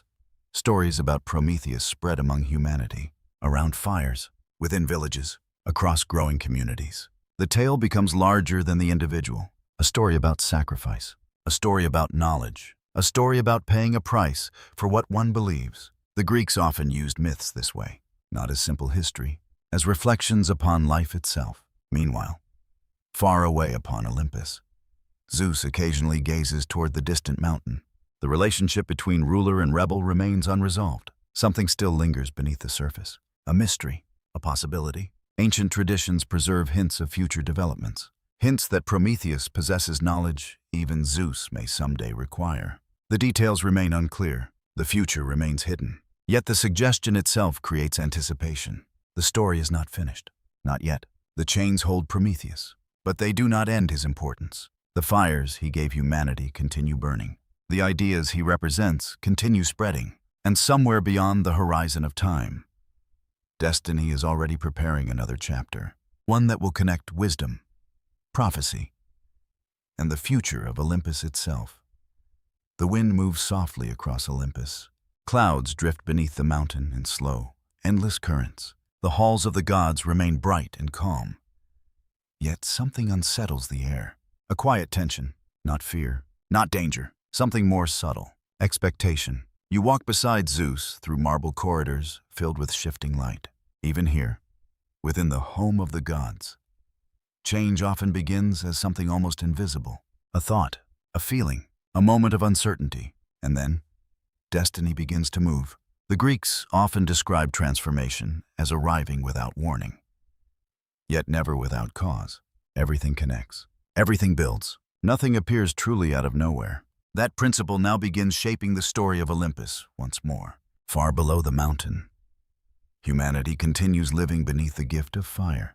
Prometheus remains bound upon his distant peak. The eagle still circles from time to time, and Zeus, ruler of the sky, carries within him a growing unease. Not anger alone, not judgment alone, something more complicated. A recognition that every action carries consequences extending far beyond its origin. One morning, Zeus begins to feel a strange pressure within his thoughts, a heaviness, a presence he cannot easily name. The gods notice his silence. Even Hera observes it carefully, but none can yet understand its source.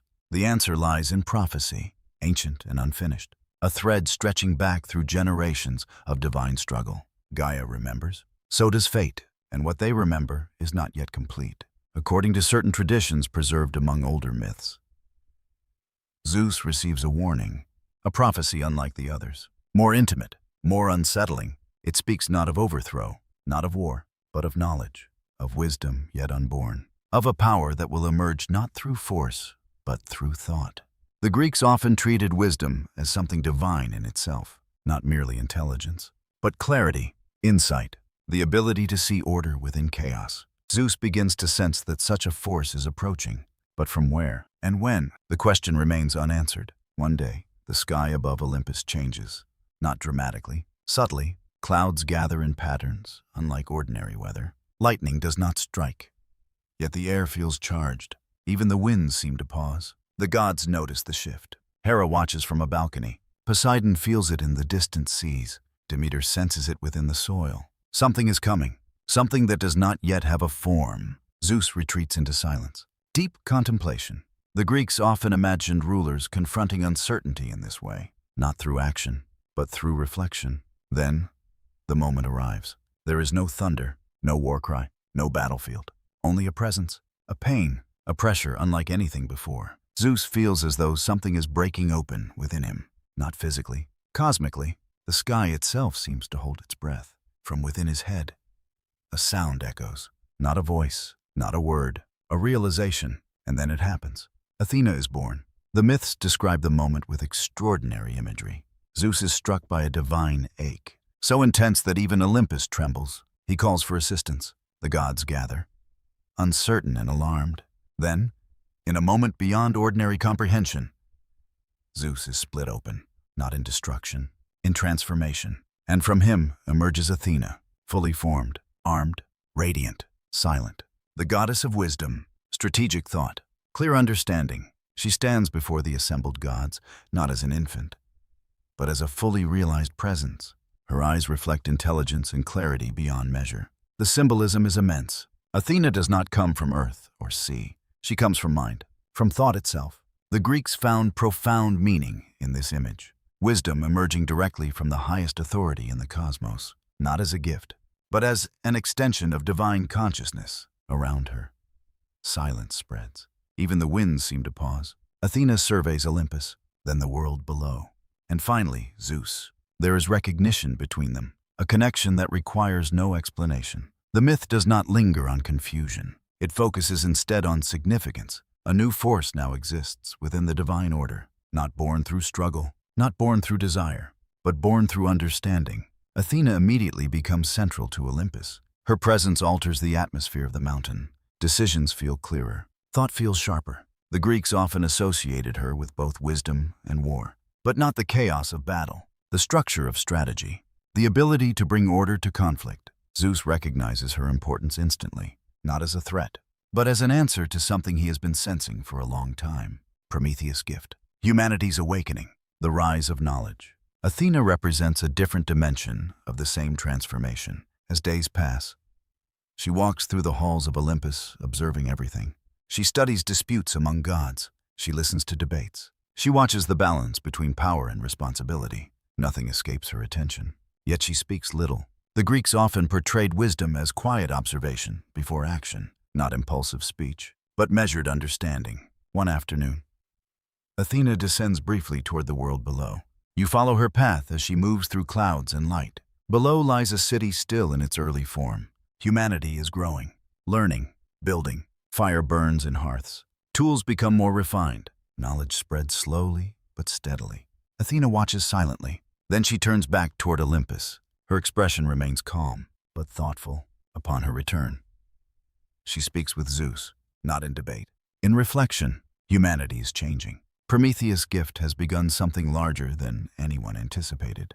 Zeus listens carefully. The connection becomes clearer. Fire awakens civilization. Athena represents structured thought. Together they suggest something profound. Humanity is not simply surviving anymore. It is evolving. The Greeks often viewed evolution not biologically, but spiritually and intellectually. A gradual unfolding of potential. Athena seems to embody that unfolding. Later that night, she stands alone upon a balcony overlooking the sea of clouds beneath Olympus. The stars shine above her. She does not speak, but she observes. Far away, Prometheus remains bound, and far below, humanity continues learning to live with fire. The chain between those two realities becomes clearer with each passing moment. Knowledge has entered the world, and knowledge cannot be contained forever. As the wind moves gently across Olympus, Zeus watches his new daughter of thought and strategy. He senses something approaching, not war, not rebellion, but consequence. The next transformation of the cosmos is already forming, and Athena's arrival is only the beginning. The sky above Olympus deepens into a soft twilight. Gold fades into violet. Violet fades into indigo, and indigo slowly yields to night. Stars emerge one by one, like ancient eyes opening across the heavens. You stand upon the marbled terraces of the mountain, where the air feels lighter than anywhere else in creation. Here, even silence seems alive, and Olympus, once new and uncertain, now grows into something closer to permanence, not unchanging. The Greeks rarely believed anything was truly unchanging, but established, rooted, a center around which the world begins to orient itself. The arrival of Athena was only the beginning. Now, another shift moves through the divine order, one that feels quieter at first, less dramatic, but no less significant. Zeus notices it first in the sky, a brightness that does not belong to any known star, a light that lingers longer than it should at dawn, a presence that feels almost musical in its silence. The gods begin to sense it as well. Hera observes it during the early morning hours. Demeter feels it in the rhythm of growing fields. Even Poseidon, deep within the sea, senses a change in the currents. Something new is approaching Olympus, something that carries both balance and contrast. The night before the arrival, Zeus dreams again. He stands in a vast open sky where the stars form patterns like invisible music. From one side comes a radiant light, warm, steady, golden. From the other, a silver glow answers.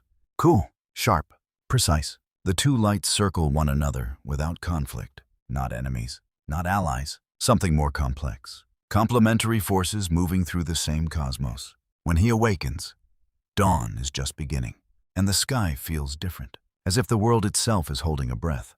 That morning, the heavens open, not with thunder, not with force, but with clarity. From the eastern horizon, a brilliant light appears.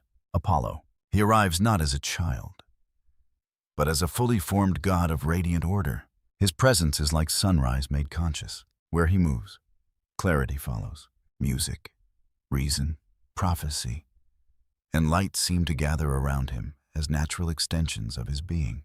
The Greeks often associated Apollo with harmony, not emotional chaos, but structure, proportion, understanding. He steps onto Olympus with calm certainty, and the mountain seems to brighten in response. Yet even as Apollo arrives, another presence moves through the world, from the wild places beyond civilization, from forests untouched by human hands, from mountains where only wind and animals dwell. A second arrival approaches. Artemis. She comes differently. Where Apollo is light, she is shadowed silver. Where he is civilization's clarity, she is nature's independence. Where he brings ordered understanding, she brings untamed awareness. She appears first in the forests below Olympus, walking among trees without disturbing them. Deer follow her at a distance. Wolves do not fear her. The natural world recognizes her not as intruder, but as kin. Then she ascends, stepping lightly across stone and cloud, until she reaches the mountain itself. The contrast between the twins becomes immediately clear. Apollo stands within marble halls. Artemis lingers at the edges of the wild. Yet both belong to Olympus. Both reflect aspects of divine order. The Greeks often embraced such dualities: sun and moon, civilization and wilderness, structure and freedom, opposites that do not destroy one another, but complete each other. Zeus observes them both carefully, and for a long moment, he says nothing, because something important is becoming clear. Olympus is no longer merely a place of rule. It is becoming a reflection of balance. Athena brought wisdom. Apollo brings clarity. Artemis brings natural order. Each arrival adds a layer to the divine structure. Each arrival reshapes how the cosmos understands itself. Hera watches these changes closely as well. Her gaze is thoughtful, measuring. She understands what many do not yet see. Olympus is not simply expanding. It is organizing itself into something far more complex than before. A system of forces, a structure of meanings, a living framework of divine principles. That evening, a feast is held in honor of the new arrivals. The halls of Olympus glow with golden light. Music fills the air, played on instruments that seem to resonate with the structure of reality itself. The scent of laurel, wine, and sacred incense drifts through marble corridors. The gods gather, they speak, they observe, they celebrate. But beneath celebration lies something deeper: recognition that the divine world is becoming more intricate, more interconnected, more defined. Apollo sits among the gods and speaks of harmony, of order and sound, of truth revealed through rhythm and light.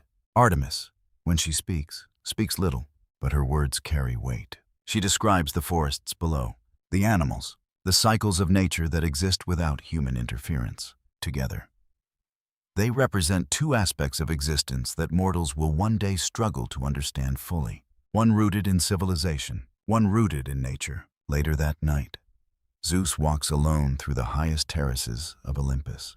You follow him beneath a sky filled with endless stars. The air is cool, still. Far below, the world stretches into darkness. Small fires flicker in scattered human settlements. Prometheus' gift continues spreading, and now, the influence of Apollo and Artemis begins to reach even those distant places: light and wilderness, knowledge and instinct. Two forces shaping the same world. Zeus stops at the edge of a marble balcony. He looks outward, and for the first time in a long while, he does not see chaos.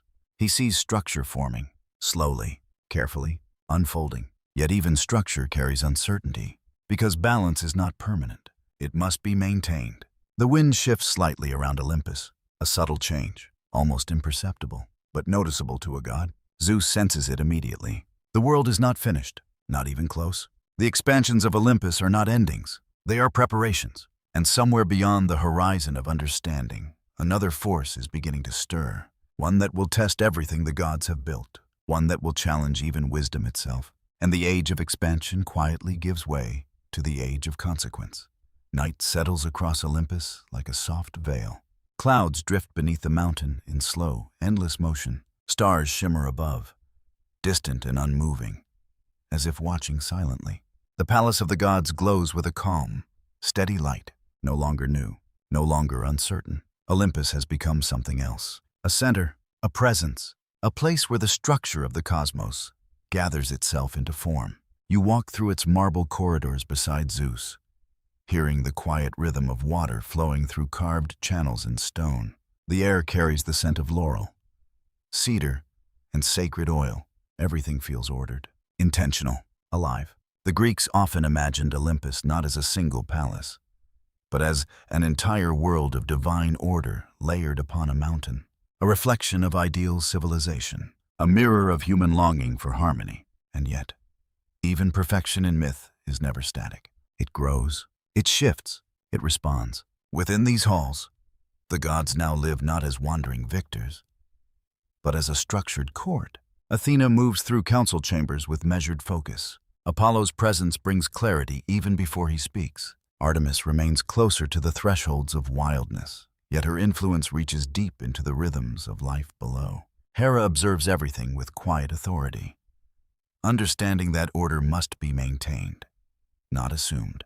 And Zeus stands at the center, not only as ruler, but as balance itself.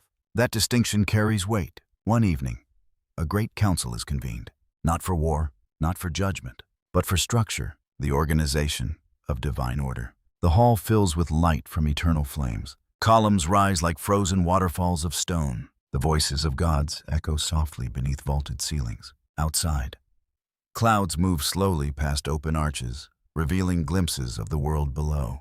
Demeter speaks first. She describes the cycles of growth and decay, the delicate balance of harvest and famine, the need for respect between gods and mortals. Her voice carries the patience of seasons. Poseidon follows. His words are less calm. The sea, he says, does not obey permanence. It shifts. It moves. It resists control. Order must acknowledge instability. Hades speaks little, but when he does, silence follows. He reminds them that beneath all surface life lies another realm, unchanging, quiet, necessary. Even death has structure. Apollo speaks of harmony through reason, Artemis of harmony through nature, Athena of harmony through understanding. Each voice reveals a different angle of the same truth. The world is no longer simple. It is layered, interconnected. The Greeks often reflected their own growing understanding of society through such divine councils. Order was not imposed, it was negotiated. Zeus listens to all of them, not interrupting, not deciding too quickly. The weight of kingship is not force, it is comprehension. As the council continues, a question arises, not openly, but subtly. What is Olympus becoming? A palace, a system, a reflection of cosmic law, or something more uncertain? No answer is given. Yet the question itself feels important. Outside the hall, night deepens. Stars shift slowly above the mountain, and for a brief moment, one star appears brighter than the rest, unusually bright, unusually still. Zeus notices it. So does Athena. So does Apollo. The moment passes quickly. Yet it leaves an impression, a reminder that even divine order contains unknown edges. Later, Zeus walks alone through the upper terraces. You follow beside him beneath cool night air. The world below is quiet, but not empty. Humanity continues to grow. Cities form along rivers. Temples rise beside sacred groves. Firelight spreads across continents like scattered constellations. Prometheus' gift has changed everything. And the gods feel it, not as threat alone, but as transformation. Zeus stops near a marble railing overlooking the clouds. He speaks softly, not to anyone in particular, but as if thinking aloud. The world is no longer what it was, and it will not return to what it was. The words linger in the air. The Greeks often believed such moments revealed divine awareness of irreversible change. Time moves forward, never backward, even for gods. In the distance, thunder murmurs faintly beyond the horizon. Not a storm, not yet. Something else, a reminder, a presence, as though the world itself is aware that change is still unfolding. Then, another sign appears. A constellation shifts slightly in the night sky. Not dramatically, barely perceptible, but enough that Athena looks upward, and Zeus follows her gaze. The stars remain fixed again, yet something about them feels watched, as if the heavens are not only above the gods, but observing them as well. The moment ends.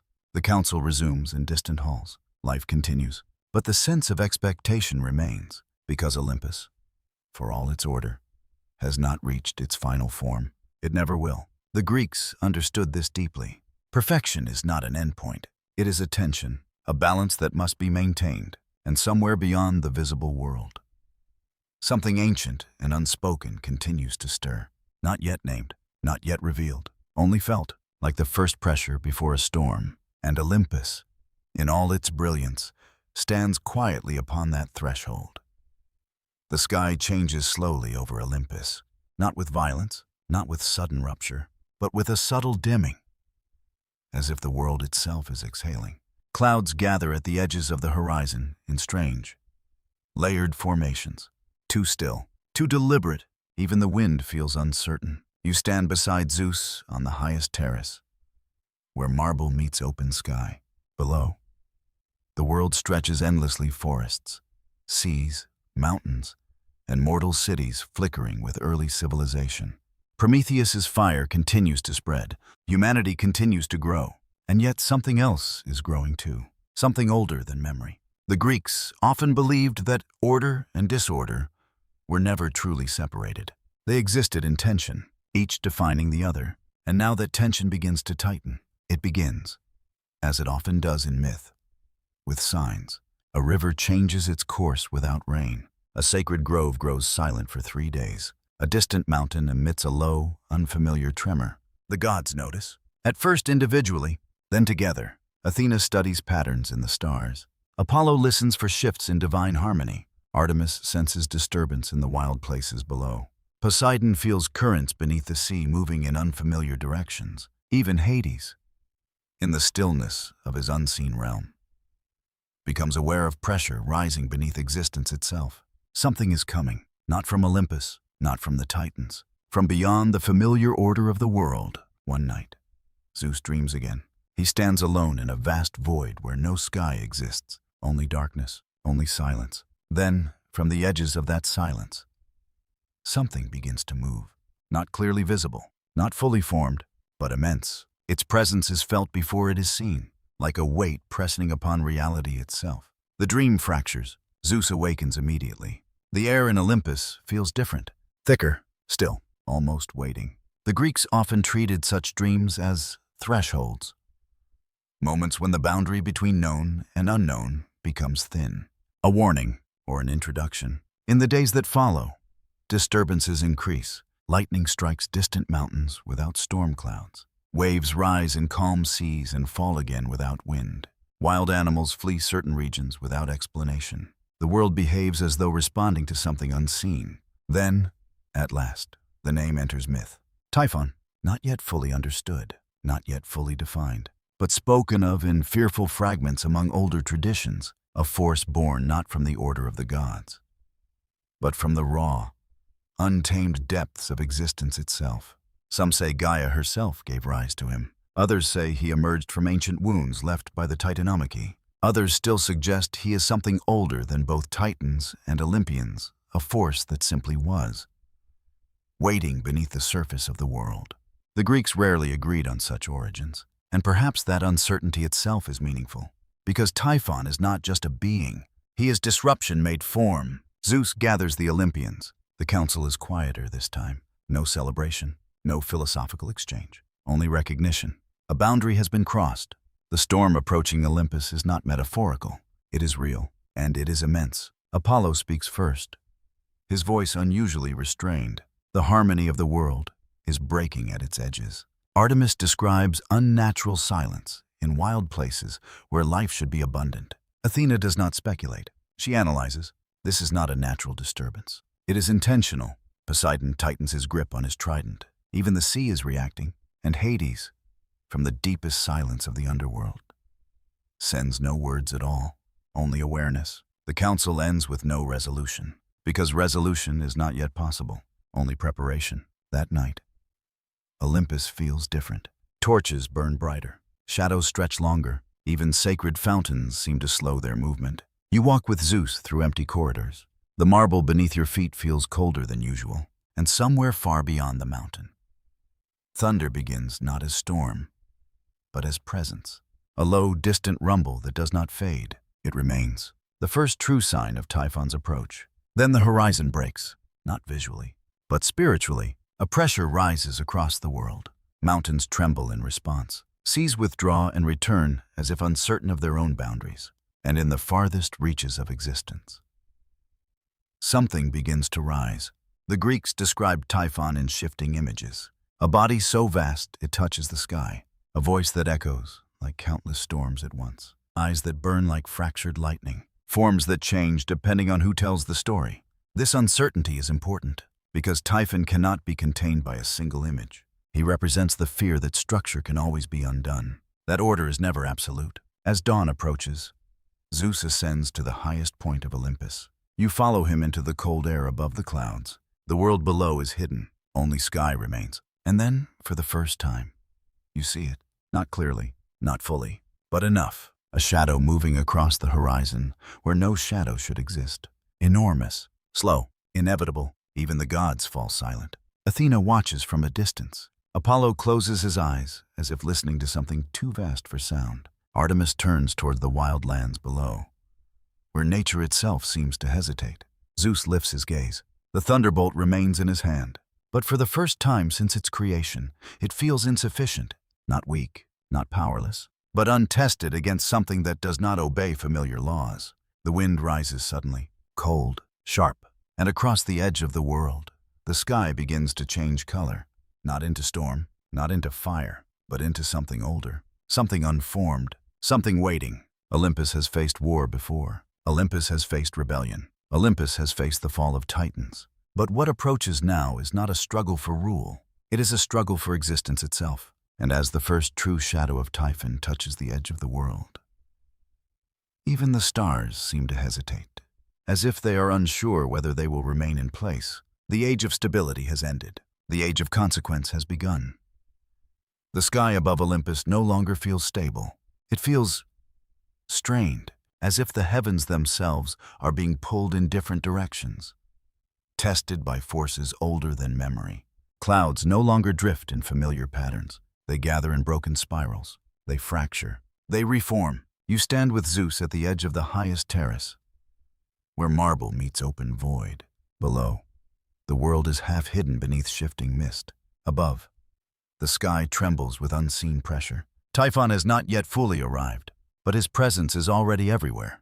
The Greeks often described certain moments in myth as pre-battle silence.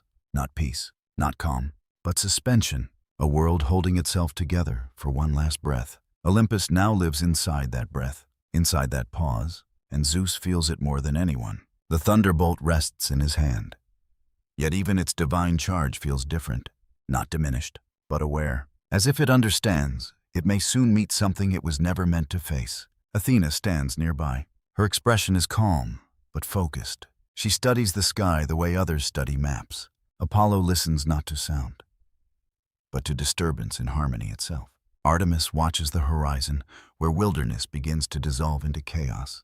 Poseidon feels deep currents beneath the world, shifting in ways no sea should move. Even Hades remains silent longer than usual, as though the underworld itself is waiting for impact. Then it begins, not as a storm, not as weather, but as rupture. The horizon splits, not physically, cosmically. A massive distortion rolls across the edge of existence, bending sky and land into unfamiliar shapes. And from within that distortion, Typhon emerges. The Greeks never agreed on his true form. Some described a towering figure whose head brushed the heavens. Others said he had 100 serpent heads, each speaking in different voices. Some claimed his eyes burned like broken stars. Others insisted his body shifted constantly, never settling into one shape long enough to be understood. What all traditions agree on is this: he is vast, unnatural, and overwhelming. When Typhon steps into the world, mountains tremble as if recognizing an ancient rival.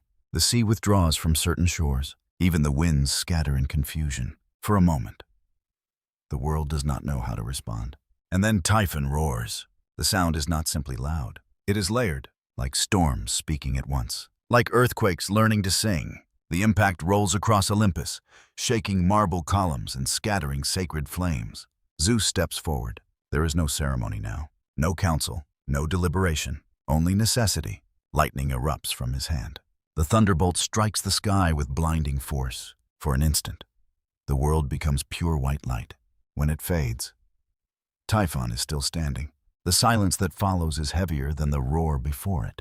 This is not Cronus, not a titan bound by familiar structure. This is something beyond the old rules.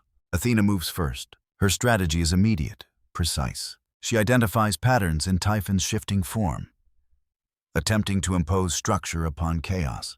Apollo raises his voice not in speech, but in harmony, trying to stabilize the fractured resonance of reality. Artemis moves through the wild edges of the battlefield, guiding untamed forces away from Olympus itself. Poseidon lifts his trident, calling the seas to rise in defense of the world's boundaries, and Hades remains unseen, adjusting the deeper balance beneath existence, anchoring what can still be anchored.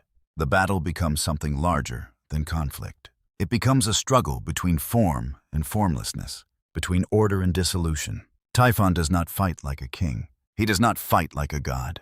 He fights like an unraveling.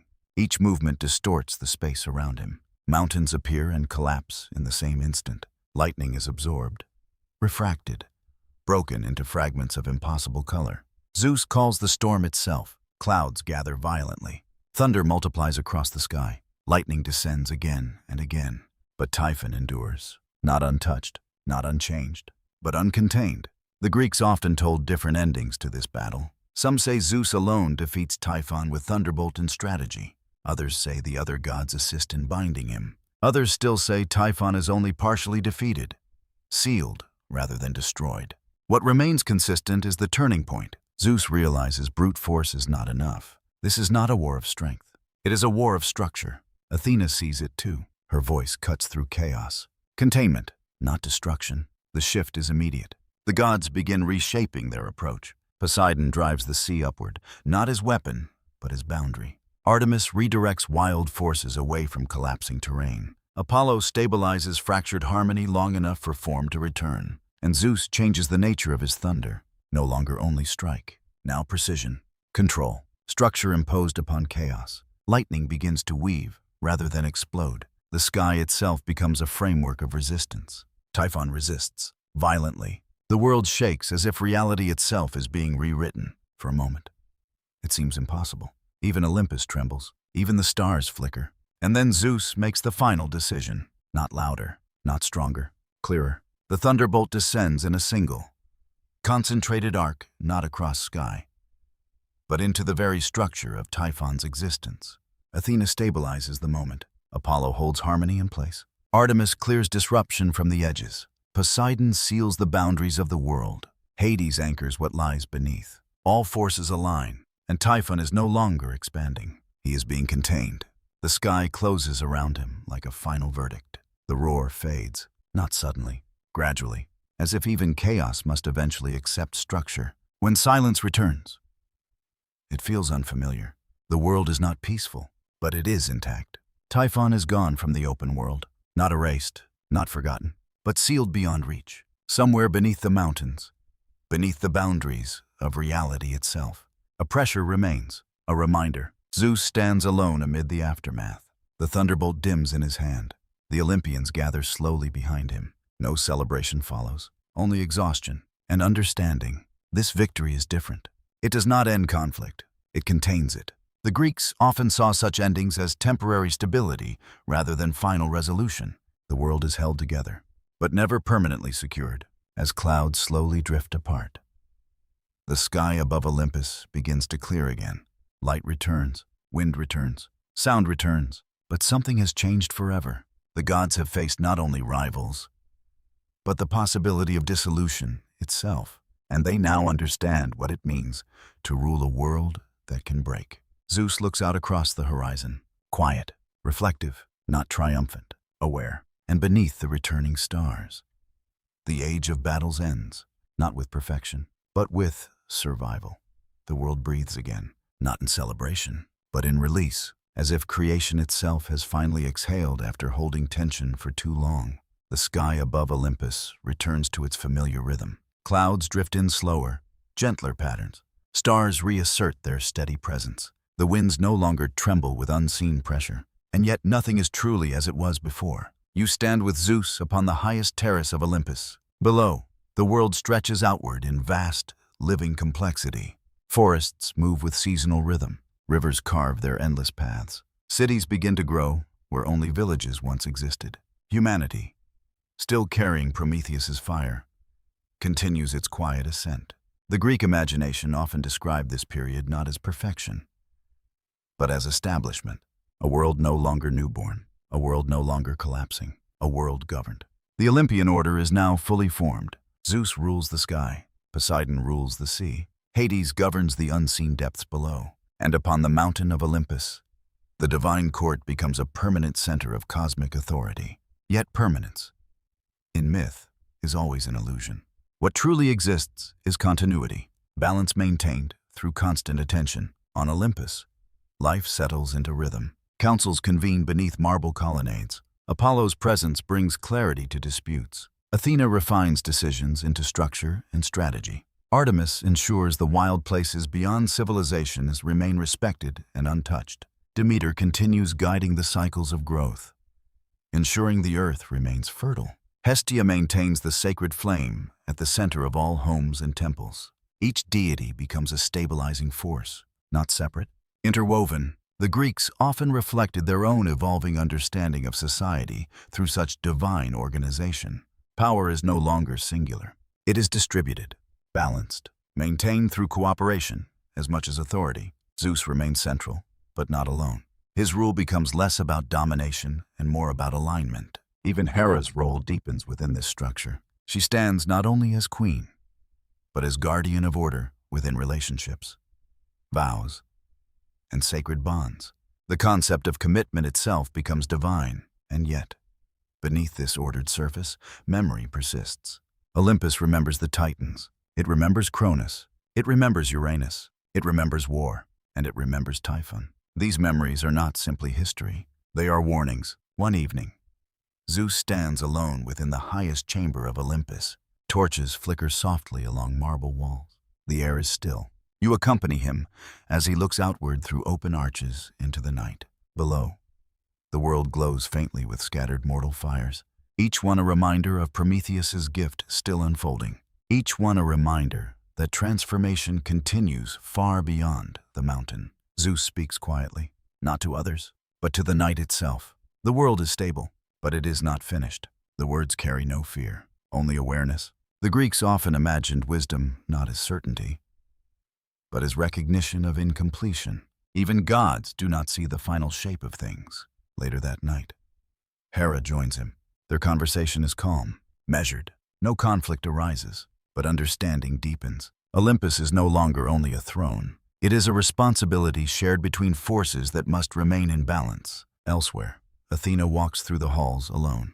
She studies inscriptions carved into stone, patterns, systems, the structure of reality itself. Apollo listens to the faint harmony of the cosmos. Artemis moves through the edges of wilderness where civilization has not yet reached. Each god, in their own way, maintains the world, and beneath it all, Hades ensures the unseen remains ordered.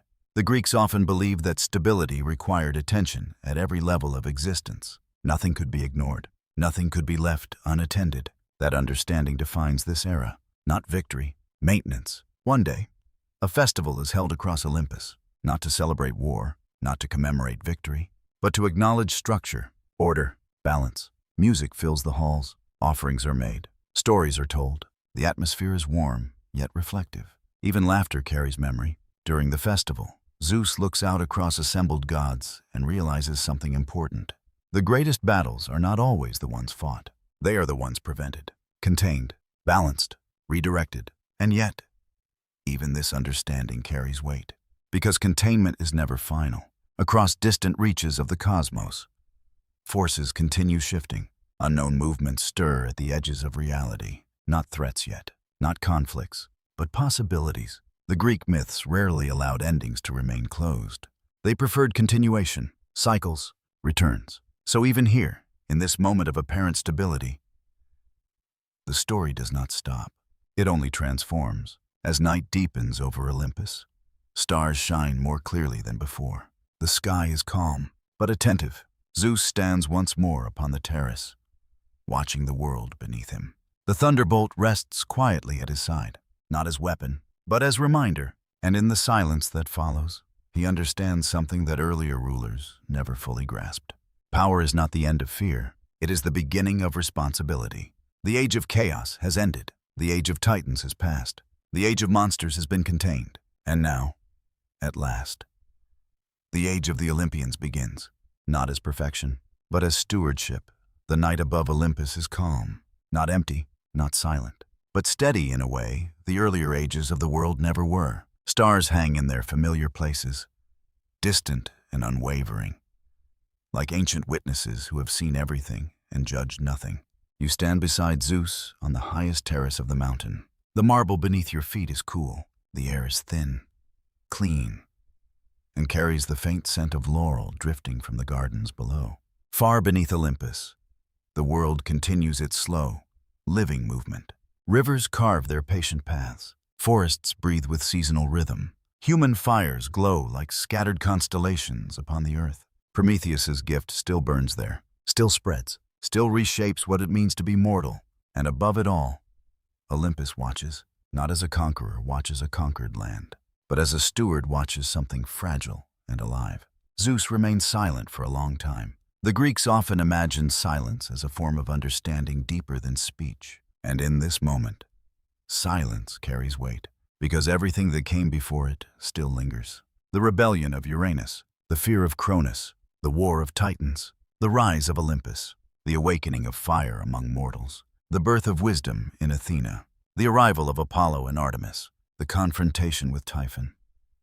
Still remembered in the tremor of distant winds, all of it remains present, not as separate stories, but as layers of the same unfolding world. Zeus finally speaks, not loudly, not formally, just enough to be heard above the wind. The world continues. The words are simple, but they hold everything.